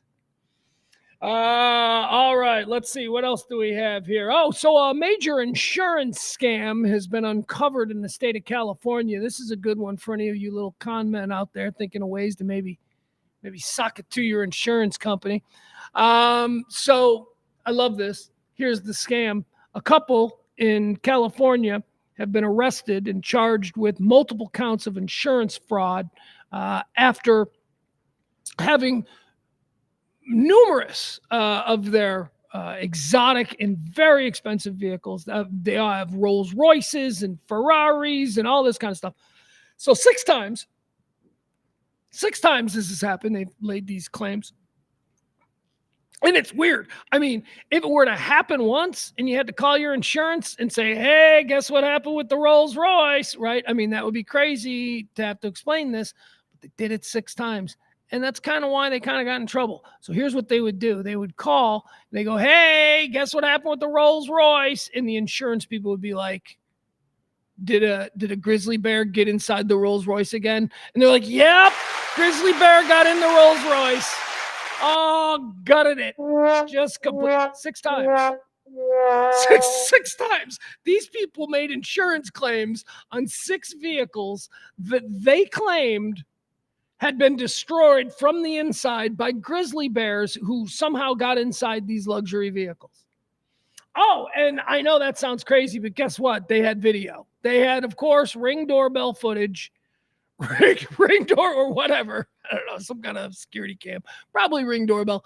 They had footage of the bear getting. Oh, wouldn't you know it? The Rolls Royce is a convertible. Wouldn't you know it? The bear can just climb on the back and start ripping stuff off. You see it plain as day. Look at that. Oh, there we go. Look at now the bear's in the Ferrari. How'd the bear get in the Ferrari? We're not sure. Guess we left the window down, crawled right in. Look at that. So they had video, and, you know, the insurance company kept paying. And then around like the 5th or 6th time, the insurance company's like, we're going to need to take a closer look at what these people are doing. How is this? So they looked at the video. And one of the people, after paying 6 times, someone at the insurance company went, all right, we're going to bring in a bear expert because we can't be paying, you know, 50 grand a pop for torn up Rolls Royce interiors. So they call in like a bear expert, and the bear expert comes in and they sit him down there at the insurance executive's office. And the zoo guy, the bear expert's looking at this and he's like, yeah, that's not a bear. And they're like, what? He's like, yeah, that's not a bear. That's quite obviously a human being in a very cheaply made bear suit. And so the insurance company decided these people were dressing up like a bear for security cam footage and then going inside cars and pretending like they're tearing the car apart. And then the insurance company, who didn't know what they were looking at, they're like, yeah, that looks like something. But then a normal like guy who knows what a bear is walks in, he's like, it's not a bear. That's not how a bear, that's obviously a person. So the insurance company goes and they, you know, get, I guess, an indictment or whatever, or a warrant. They're like, hey, here's what's going on. So the police get a warrant because they think that there's probably a bear costume inside that house. And of course, there was. There were 4 bear costumes. It's awesome. Humans are fun, man. Humans, they just, I mean, those people, they put them in jail. Cool your jets. As my friend's dad used to say, cool your jets, put them in jail for 2-3 years, whatever. Dumb. Funny, I applaud them. Very funny. I mean, like, cool scam. If you got to do it, it's a cool scam. Who got hurt? Nobody got hurt. Least of all, no animals were hurt, which is really nice. Nobody got hurt. Insurance companies, oh, fuck you. Well, insurance companies got hurt, and that's why my taxes go up. Shut up! You idiot. Nobody seems to give a shit when these guys. Bear insurance scam. There you go. California. Sexiest man alive. We got a new sexiest man alive, everybody. Sexiest man alive. John Krasinski. That's right. Jim from The Office. Remember yesterday I was distracted because they were doing a story on NBC News, and I'm like, I don't know why they're all going crazy over John Krasinski. Now I do. John Krasinski is the sexiest man alive for 2024. Or maybe 2025. I don't know. Wouldn't they?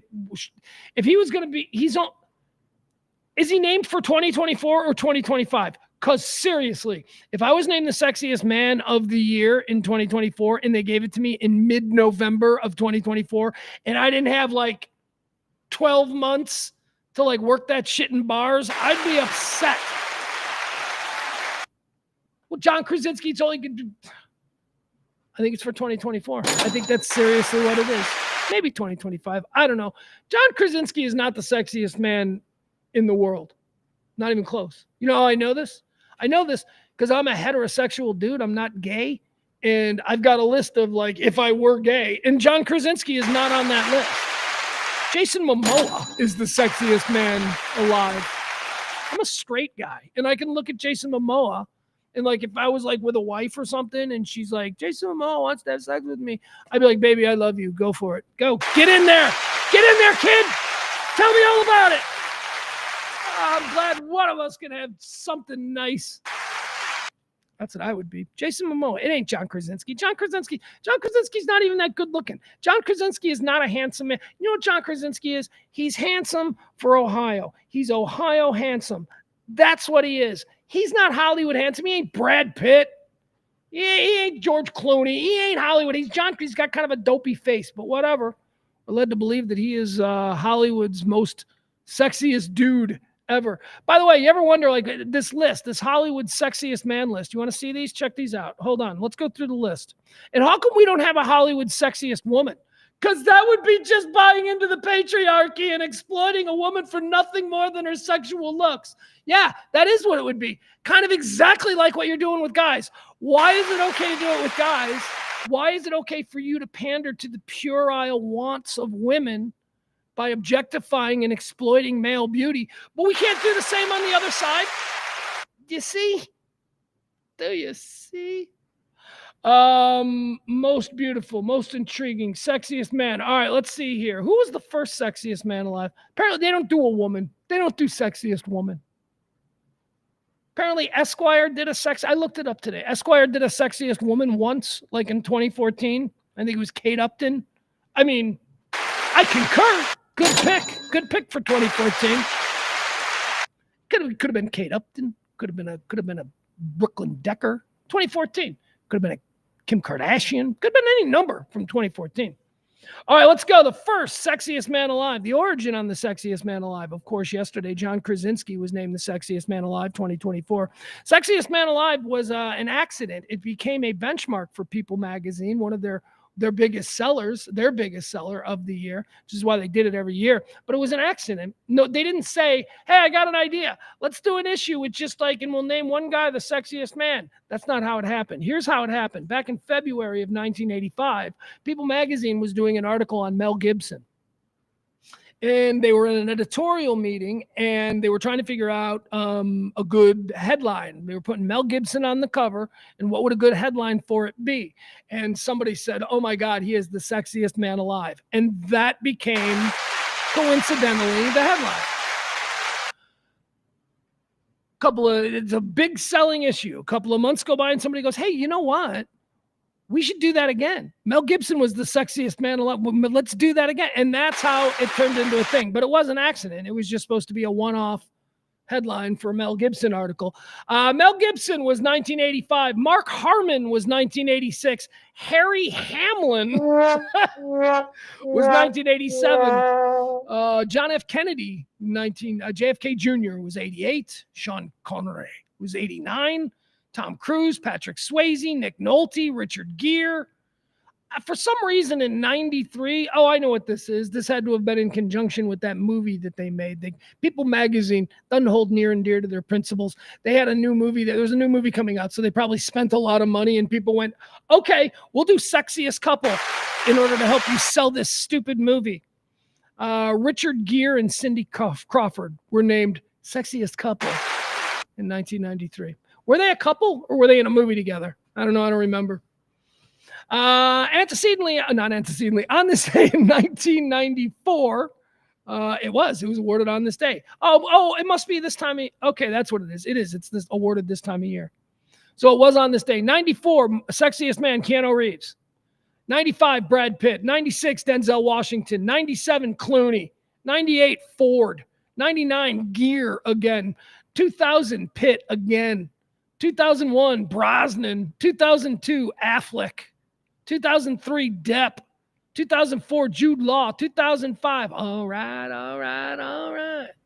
2006, Clooney again. 2007, Damon. Damon is not. Damon's, again, Damon as a dude, Damon's like a Pennsylvania 8. Okay, that's what Matt Damon is. He is not the sexiest man alive. Ben Affleck, put Ben Affleck next to Matt Damon. Come on. One is the hot guy and one is the friend who drove. Okay? But whatever. They gave it to Affleck, so now I guess they got to give it to Damon. Hugh Jackman in 08. Johnny Depp in 09. Ryan Reynolds in 10. That's a good one. Ryan Reynolds is a good one. When I was talking about Jason Momoa, Ryan Reynolds too. I'm Ryan Reynolds. Like if I'm Jason Momoa sexual, what would I be Ryan Reynolds? I'm buying Reynolds. I don't know what anyway, Ryan Reynolds, I like him. Bradley Cooper was People's Sexiest Man in 11. Channing Tatum in 12. Adam Levine in 13. Get the fuck Adam Levine. 2014 was Chris Hemsworth. Yeah, that's a real one. Look at me. Are you starting to see, like, what's this peccadillo I got going on? Where, like, obviously the men that I think are, like, hot men, they're all, like, these big dominant dudes who would, like, probably kick the shit out of me. Like Jason Momoa. Like, who's the if I, like, hook up, I'm not, because I'm not gay, but if I were to hook up with Jason Momoa, who's the bitch, right? Okay, so if I hook up with, like, you know, Chris Hemsworth or any of the Hemsworths, because they're all on the table, am I right, ladies? Who's the bitch? Me, I'm the bitch. Like, you know, I'm not trying to hook up with Michael Cera, right? I'm not, like, that's not one of my, so, I don't know. Let's see here. David Beckham was People's Sexiest Man in 2015. Dwayne "The Rock" Johnson in 2016. Blake Shelton in 2017. Idris Elba in 2018. John Legend in 2019. Michael B. Jordan in 2020. Paul Rudd in 2021. Chris Evans in 2022. Patrick Dempsey. Oh, they're on a, they are just, look at that. Oh my God. Oh my God. Oh my God. People Magazine gave it to three brothers in a row. Three like fairly, like, you got Idris Elba. He was the sexiest man in 2018.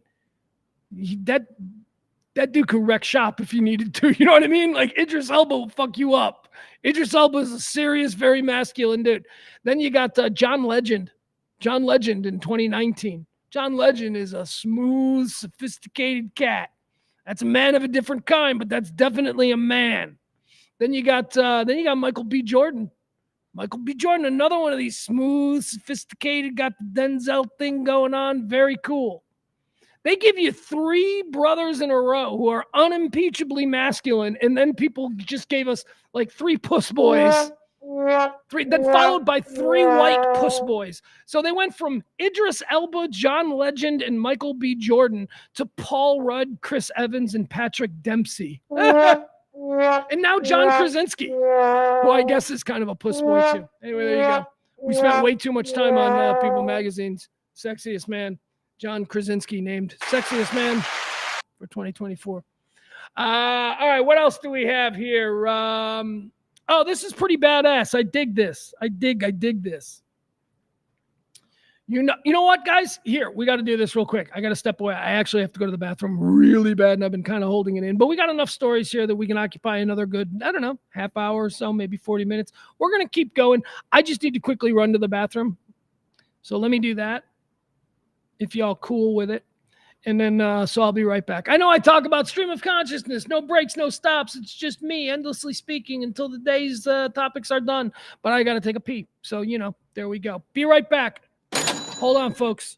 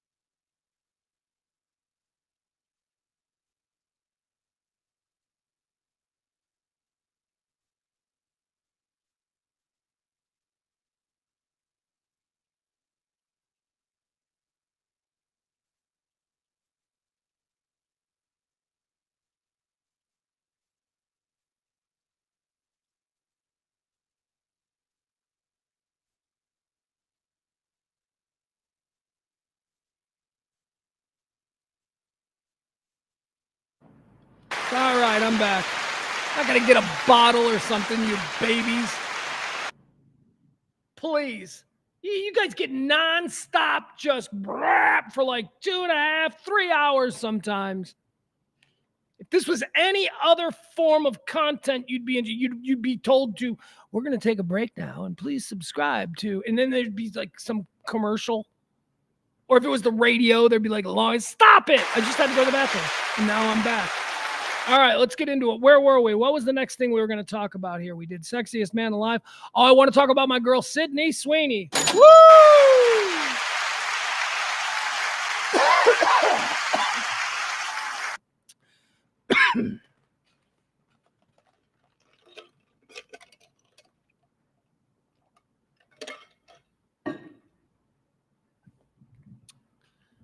I love Sydney Sweeney. I love her.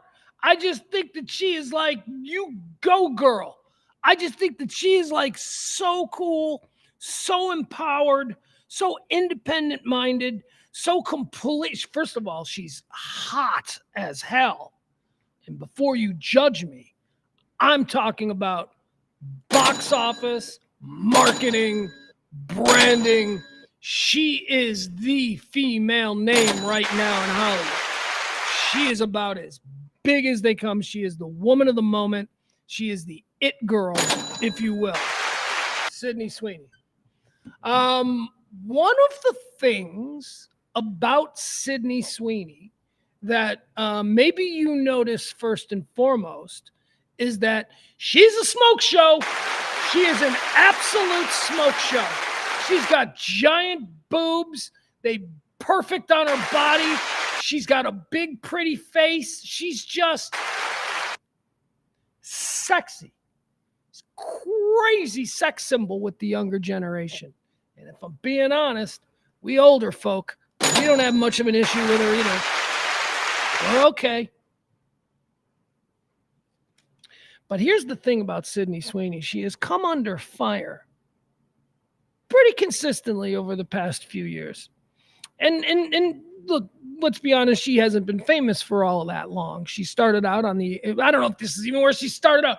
No, Pugs, I know way more about her than you. Whatever. She broke through on Euphoria, the HBO Max series. Very controversial, very provocative, very strong female audience. I've never seen it.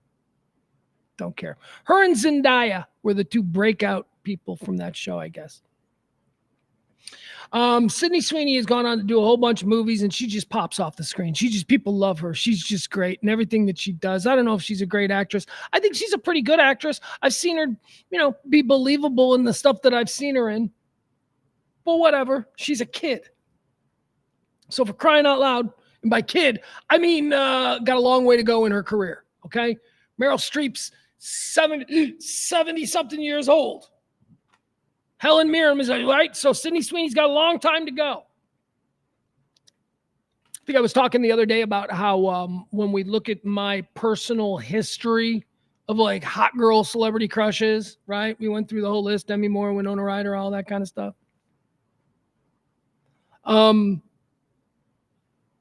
For a lot of guys, young guys, not my son, but Sydney Sweeney is one of those type of people. She's foundational, and therefore she's not going away. She's still going away. 40, 50 years from now, there's still going to be dudes going, man, you remember how hot Sydney Sweeney was in 2024? I mean, that's you make your mark on the popular culture. She's done that. Farrah Fawcett, Suzanne Summers, Pamela Anderson, Carmen Electra. There's always...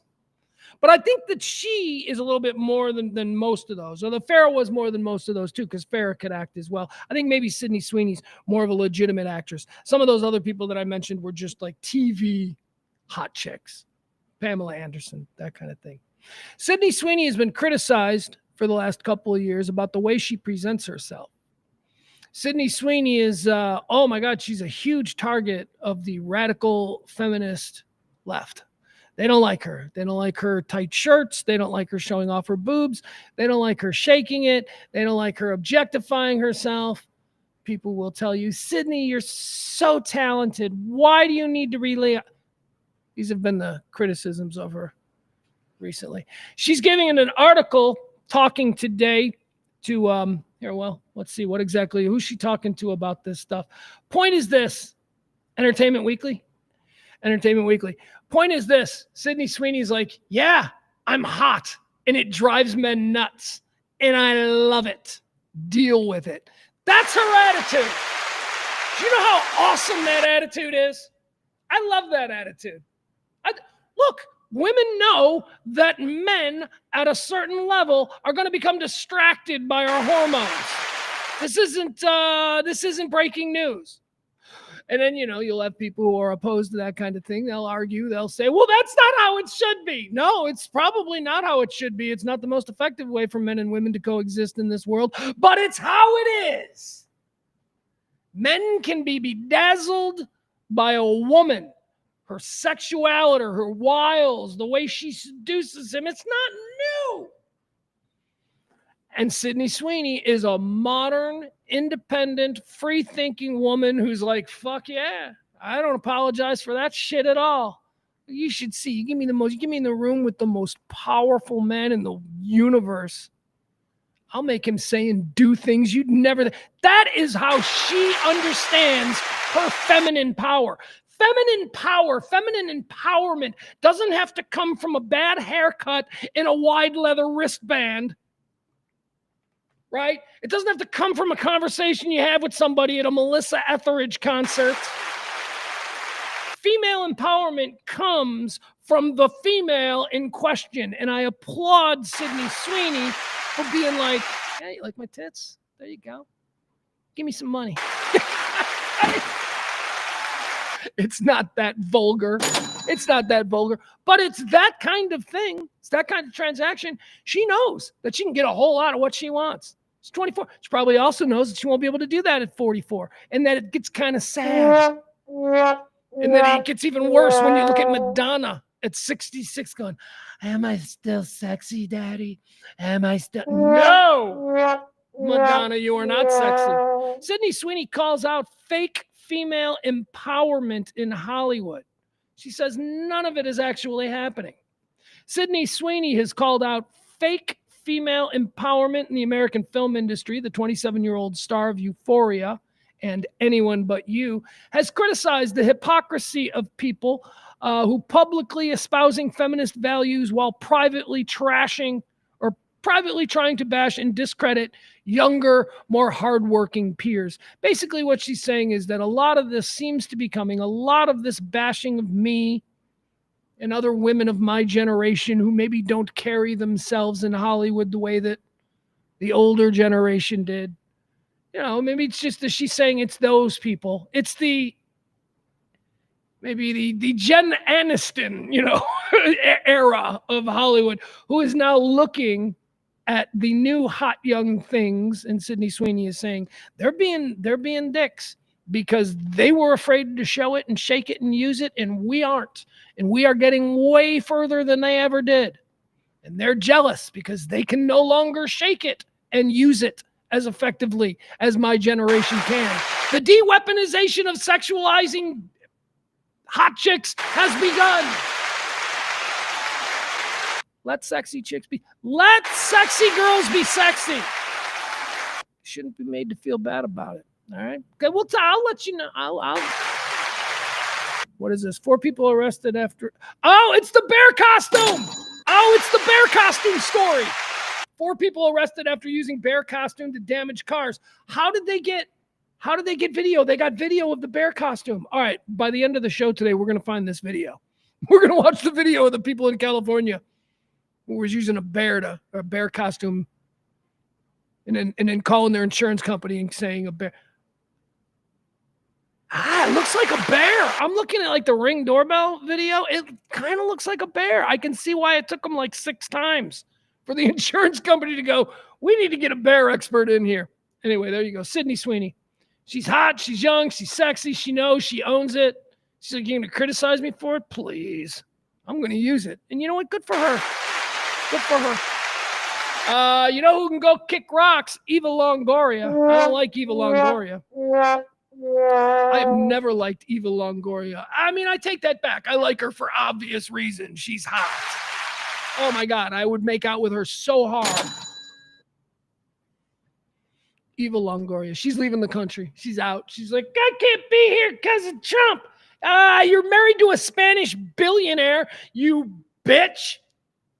I'm leaving the country because of Trump. Oh, you're so admirable. Yeah, you're not renting an apartment in Madrid.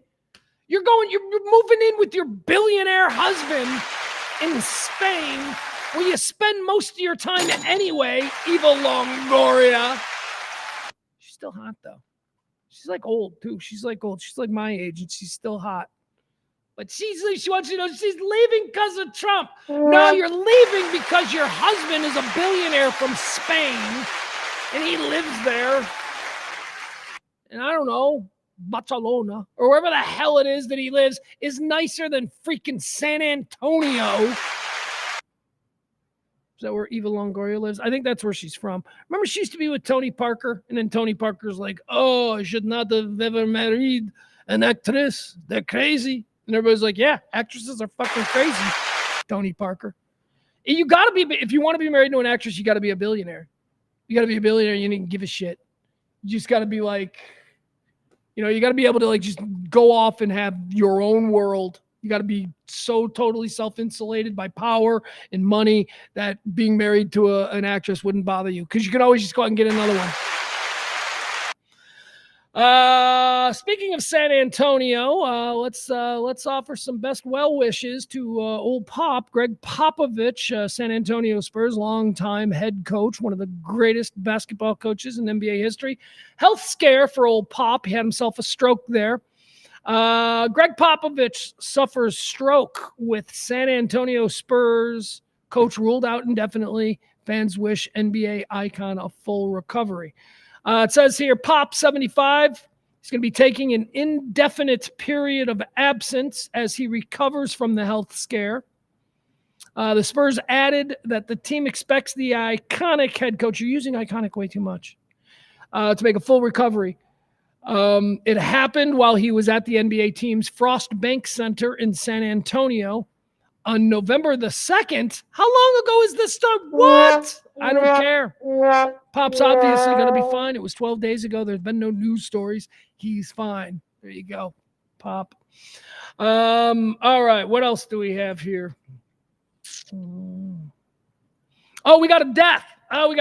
Ted Olson died. Ted Olson died. Ted Olson, 82 years old. Why do we know Ted Olson? Ted Olson was George W. Bush's Solicitor General. Solicitor General is now a position that we hear about. I had never heard of the position of Solicitor General until Ted Olson. The reason I had heard of Solicitor General is because on 9/11, his wife was killed. His wife was one of the first people that they announced that had been killed in the plane that crashed into the Pentagon, Barbara Olson. And I remember they're saying, we're now receiving word that the wife of United States Solicitor General Ted Olson, Barbara Olson, has been. And so that's how I always sort of remembered, and now I hear Solicitor General all the time. And I'm like, I guess it's an important job. It's like it's not the Attorney General. What's the difference between the Attorney General and Solicitor General? Got to be honest. Oh, I do know. Thank you. I believe the Solicitor General's job is dealing with the Supreme Court. There you go. Anyway, Ted Olson died. He was 82 years old. Proud civil servant. Worked across bipartisan administrations for many, many years. Suffered a deep and mortal wound on the morning of September 11th. We all went through that, but some of us actually lost people and changed our lives forever. So he went through that. So best thoughts for Ted Olson. Ted Olson, former United States Solicitor General.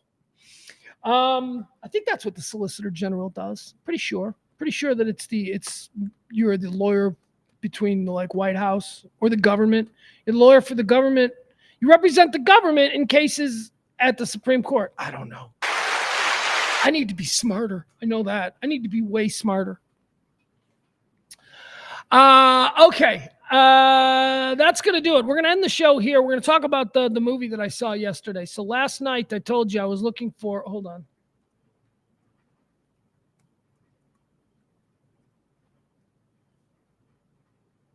Is this going to be it? Do we have it? Yeah, it looks like this is it. All right.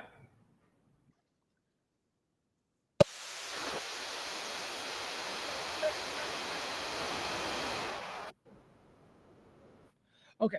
So last night I told you I was looking for something to watch, and I was hoping that I could find the Christopher Reeve documentary, the Superman documentary about Christopher Reeve and his life.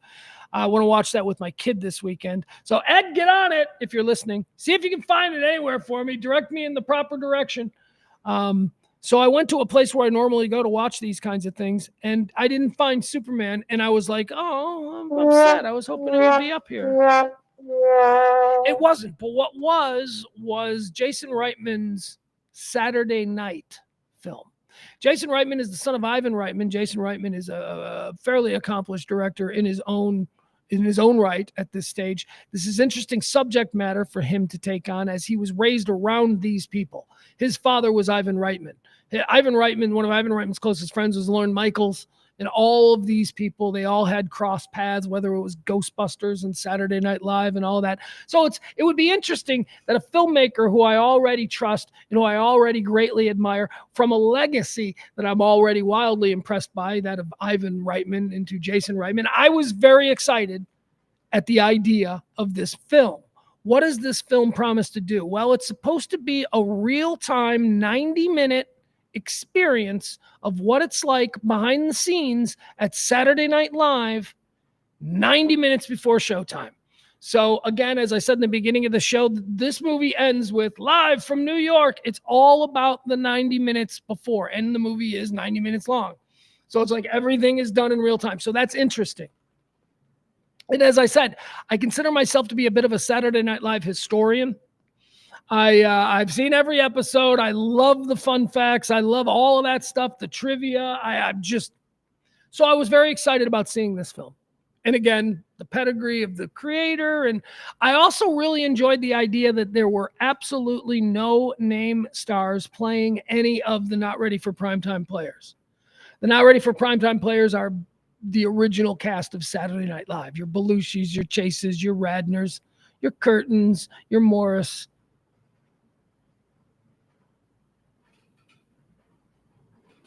Lorraine Newman. I'm trying to think, who else am I missing here? Anyway, they've cast no-name actors, so you wouldn't be distracted by somebody you know from somewhere else playing, a guy you know from Ubiquity. Chevy Chase. He didn't remind me of Chevy Chase. No, so it was smart. They got nothing but no-name actors to play all of these very well-defined characters. Lorne Michaels is the centerpiece. And yeah, okay, so that's it. So I'm going to show you the trailer. I watched the movie last night. I was very pleased when I found it. I like I said, I would have rather seen that movie than the Superman movie. I just didn't know that the Saturday Night Live movie was available yet. But I've always been very interested in this kind of stuff. So let's watch it. Here you go. This is the trailer. I think we've probably watched it before, months ago when it was first released. But here's the trailer. You can check it out this weekend. I watched it last night. I'll give you my full review after we watch the trailer. Here we go. This is the new Saturday Night Live movie.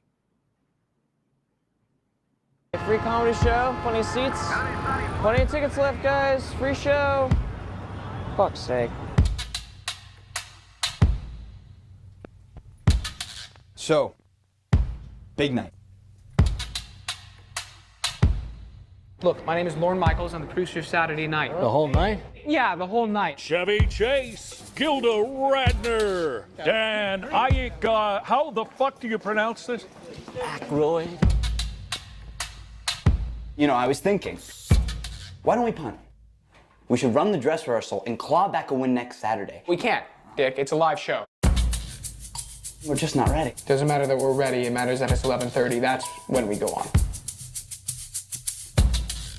Lauren, all I'm trying to do is give you advice. It's in everyone's best interest, mainly yours. Sorry, was that a threat? Look around, Lauren. You haven't locked the script. Your crew is in open rebellion. Fuck you! Fuck you! I definitely fuck you. The writers on the 17th floor tied a belt around Big Bird's neck and hung him from my dressing room door. So tell me how you fit into this ensemble. Oh, is this an ensemble? NBC makes more money playing reruns of The Tonight Show. NBC is lucky to have something as relevant as this show. Lauren, they don't even want it. That's logical, Dick. That's why they're paying us all to be here. I mean, Lauren, 90 minutes of live television by a group of 20-year-olds who've never made anything. Do you ever stop and wonder why they said yes? A counterculture show starring total unknowns with zero narrative and even less structure.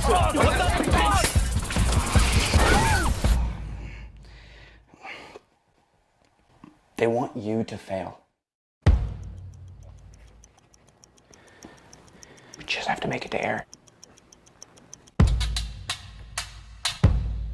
Am I still in the show? Jesus Christ. Sorry, tripped over my penis. All right. There you have it. That was the trailer for Saturday Night, Jason Reitman's tribute to the very first show of Saturday Night Live, 1975. All right, so I watched it. I watched it last night. Adam Rain in the chat room, he brings up a very good point. I mentioned that there are no names in the majority of the cast roles, the most recognizable roles, the roles that we would be most interested in. If you are a longtime Saturday, like how is this guy going to play Belushi? How is this guy going to play? So those are no names, so as not to be distracted. Very good performances. I'm going to say across the board, everybody was fine. Really, the story is about the relationship between two very real people, Lorne Michaels and Dick Ebersol. Lorne Michaels is, of course, the creator of Saturday Night Live. Dick Ebersol was his immediate boss. They were friends. They were very good friends. They were contemporaries, guys around the same age. Dick Ebersol is the reason Lorne Michaels got the show. Dick Ebersol went to bat for him with the NBC executives and was very much his own neck. Dick Ebersol is a young executive. His own neck was on the line here. So you see a lot of the scenes there in stairways between a young Lorne Michaels and Dick Ebersol where they're like, at each other's throats. But they are really very close friends, and it's part of the drama. As I said, the movie takes place in real time, 90 minutes before the start of the very first episode of Saturday Night Live. Nobody thought they would make it to air. They had a Johnny Carson episode queued up and ready to go. Johnny Carson was in a contract negotiation with NBC, and the whole reason that they were given this slot on Saturday night, because before this, Johnny Carson aired a rerun on Saturday night. Saturday night was Johnny Carson's night, but because he was in a contract renegotiation, NBC decided to play a little bit of hardball, and so they opened up the Saturday night time slot, and they developed this show. Johnny Carson thought the show is just a placeholder until he could get his contract deal. He had no idea. In fact, there's a great scene where about a half hour before they hit the air, Lorne Michaels is called into the control room because there's a phone call from Burbank. The phone call from Burbank means one thing, Johnny Carson. And Lorne Michaels, in a half hour before the first Saturday Night Live goes on the air, picks up the phone and has a conversation with Johnny Carson. And I'll tell you, the guy doing the Johnny Carson voice on the other end of the phone, pretty good. Pretty good. And I'll also tell you, as a historian of Saturday Night Live, this is real. This phone call took place. It's been documented by a number of people. Lorne Michaels himself talks about it. So they have the depiction of Johnny Carson calling Lorne Michaels a half hour before Saturday Night Live goes on the air for the first time and giving him his creator-to-creator pep talk. Wasn't that? Wasn't that? I don't know if you've read or know much about Johnny Carson, but Johnny Carson was an asshole. Johnny Carson was a bad, mean drunk. He was vindictive. He didn't like people. And it's a pretty powerful scene where a young Lorne Michaels is on the phone in his office talking to Johnny Carson.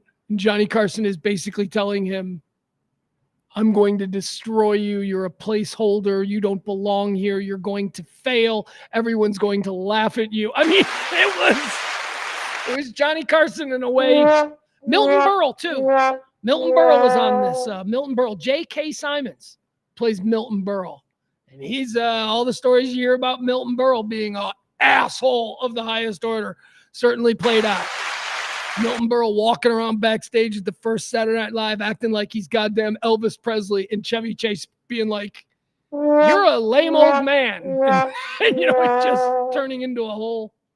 That also is true. Milton Berle. I wanted more from Belushi. The show wasn't about the cast, right? So if you wanted more about the relationship between Chevy Chase and John Belushi, you don't get any of that. The stars, the John Belushi, the Dan Aykroyds, and all that, those people are background. This is about Lorne Michaels and what he was doing the 90 minutes before airtime of the very first Saturday Night Live. It is not about what was going on in John Belushi's life. What was going on? I mean, we know John Belushi, his character in the movie is his main story arc in the movie is that a half hour before showtime, John Belushi hasn't signed his contract yet, and now he's missing. And so part of what Lorne Michaels is trying to do is he's trying to find John Belushi in 30 Rockefeller Center to sign his contract so that he can go on live TV. But that's it. That's all we see of Belushi. Chevy Chase, Dan Aykroyd, the guy who plays Dan Aykroyd is pretty good. I am so interested, and I have so much information and backstory and context for all of these people and just the history of Saturday Night Live in general that I did not love this movie. I didn't love it. I didn't love this movie because I felt that it went too fast. I mean, I get it. It's 90 minutes. It's real time. It was insane. Nothing like this had ever been done on television before. Certainly not in late night, and certainly not with a bunch of hippies who were so fucked up on drugs on live TV. They were putting a bunch of counterculture drug addicts, comedians, shock comedians. They were putting these people on live TV. I mean, it never been done before. And so they're trying to portray that. Reitman is trying to portray that sense of just heart pounding. Gung, gung, gung, gung, gung. I mean, it's just you're on the edge. It's not a comfortable movie. You're not going to fall asleep watching it because it is all about how much time before air, how much time before air, people sweating, close-ups, heart pumping, all of that stuff. That's what you get. I didn't need that. I would have really liked a nice deep dive on what were the problems with the network. A major character in this is Willem Dafoe. He plays an NBC executive. He was not a supporter of the show. He had Johnny's back, and he did not want the show to be a success. I would like to have known more about that. I would like to have seen that story unfold, but we didn't get that because all we got was 90 minutes in real time. And then this happened, and then that happened, and then the lighting crane fell, and then the audience showed up, and then the audience didn't know when to laugh, and there was an argument with 10 minutes before showtime about whether or not Lorne Michaels wanted the applause sign. The whole cast didn't want the applause sign. NBC demanded an applause sign. It's interesting, but it left me, a big Saturday Night Live fan, wholly underwhelmed. And I was just like, well, that was too fast. It went by too fast, and they never really didn't tell a story. It did not tell a story so much as it depicted a situation. And the situation is what happens 90 minutes before Saturday Night Live goes on the air. And in this case, what happened 90 minutes before the very first Saturday Night Live went on the air. And it's interesting. I didn't love the movie. I recommend the movie, though. I do recommend it. If you're interested in pop culture, it's fun. It's fun, you know? I wanted a story, though. I wanted something that I was going to go, yeah, that's greatness. That's the way to pay tribute to a foundational element of American comedy of the past 50 years. A good film. And really, it was just a fun film. It was just fun. It's funny. Characters are good. If you love the show, it is definitely a love letter to the show. It was wild. I mean, there was so much wild stuff going on in the 1970s. I just don't, it's not a great, for a Saturday Night Live fan like myself, I don't feel like I know anything new. I don't feel like it was fun. It was voyeurism. Yeah, it was a depiction of a situation, whereas I wanted the story of, I wanted an origin story, and it wasn't so much an origin story. Like, I would have liked to have seen a movie about, that spanned the previous year. I would have liked to have seen Lorne Michaels having the idea. I would like to see Lorne Michaels, what he was doing when he had the idea, the pitches to the networks. I wanted to know more about why Johnny Carson was so against it. See, that stuff is interesting. And they chose to go a different way. But it's fun. I think you'll enjoy it. It just feels like an appetizer when I wanted a meal. All right, there you go.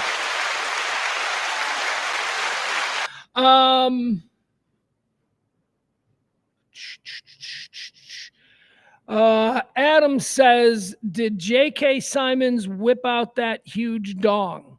He sure did.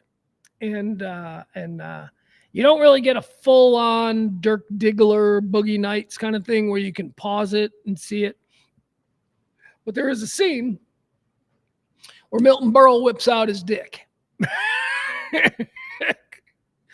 Uncle Milty was very famous for the whole Louis C.K. thing. Just whenever he was trying to make a point, Milton Berle would unzip his fly and unfurl his prodigious man sword. Very large, Milton Berle. 12 inches, they say. 12 inches. A whole foot of Uncle Milty. And yes, there is a scene in this movie. Kaya Gerber. I don't know if you know who Kaya Gerber is. Kaya Gerber is Cindy Crawford's daughter. Kaya Gerber looks exactly like Cindy Crawford. She really does. She might even be better than Cindy Crawford. I don't know. Anyway, Kaya Gerber. Kaya Gerber plays Chevy Chase's girlfriend. And Chevy Chase is like, the cock of the walk. He's Mr. Big Shit. And it's the first night of Saturday Night Live. And he thinks this is it. He's about to be a superstar.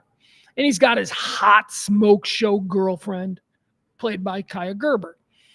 And in all the madness of, the 90 minutes before the show, Chevy Chase is off doing a scene rehearsal somewhere, and his girlfriend is out walking around, and she encounters Milton Berle.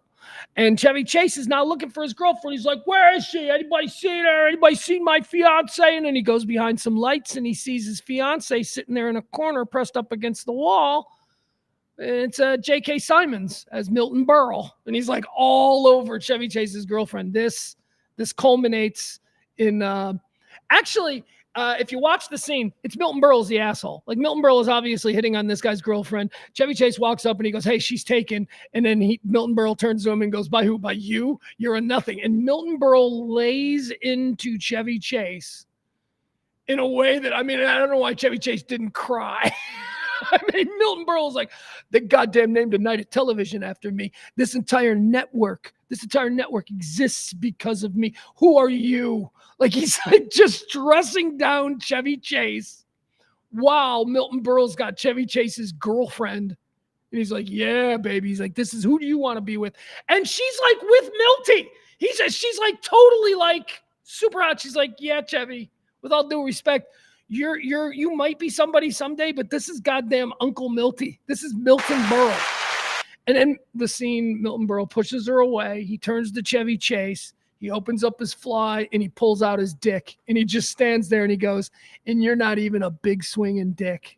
And she giggles and it's like, oh my God, it's true. Milton Berle did do that. He just pulled his dick out to intimidate other men. It's crazy. It's fun. It's fun like that. All right, guys, that's going to do it. One more time, I'd like to encourage you, if you want to keep this kind of talk radio going, you can do that. You can be the big tipper of the day. We do accept tips in Venmo and in Cash App. Haven't been doing it a lot recently. That's because you guys came through big and got us across the finish line last month. But we got to start the process again. I'm just going to remind you, if you're so inclined, you want to support this kind of stuff, do me a solid, drop a little something in either the Venmo or the Cash App, and we do appreciate it. We'll be back tomorrow, Friday, kicking in the weekend, kicking off the weekend, kicking out the weekend, kicking over the weekend. No idea what any of that means. We'll be back tomorrow, Friday, for more Rant. Your talk radio the way you normal people deserve, here on the RadioMisfits.com podcast platform every day, round about noon. Like, follow, subscribe, do all that good stuff. I am Pugs Moran. We are Radio Misfits, live from the Kelly Moore Memorial Studios in the beautiful E-Gallery. We'll see you back here tomorrow, RadioMisfits.com.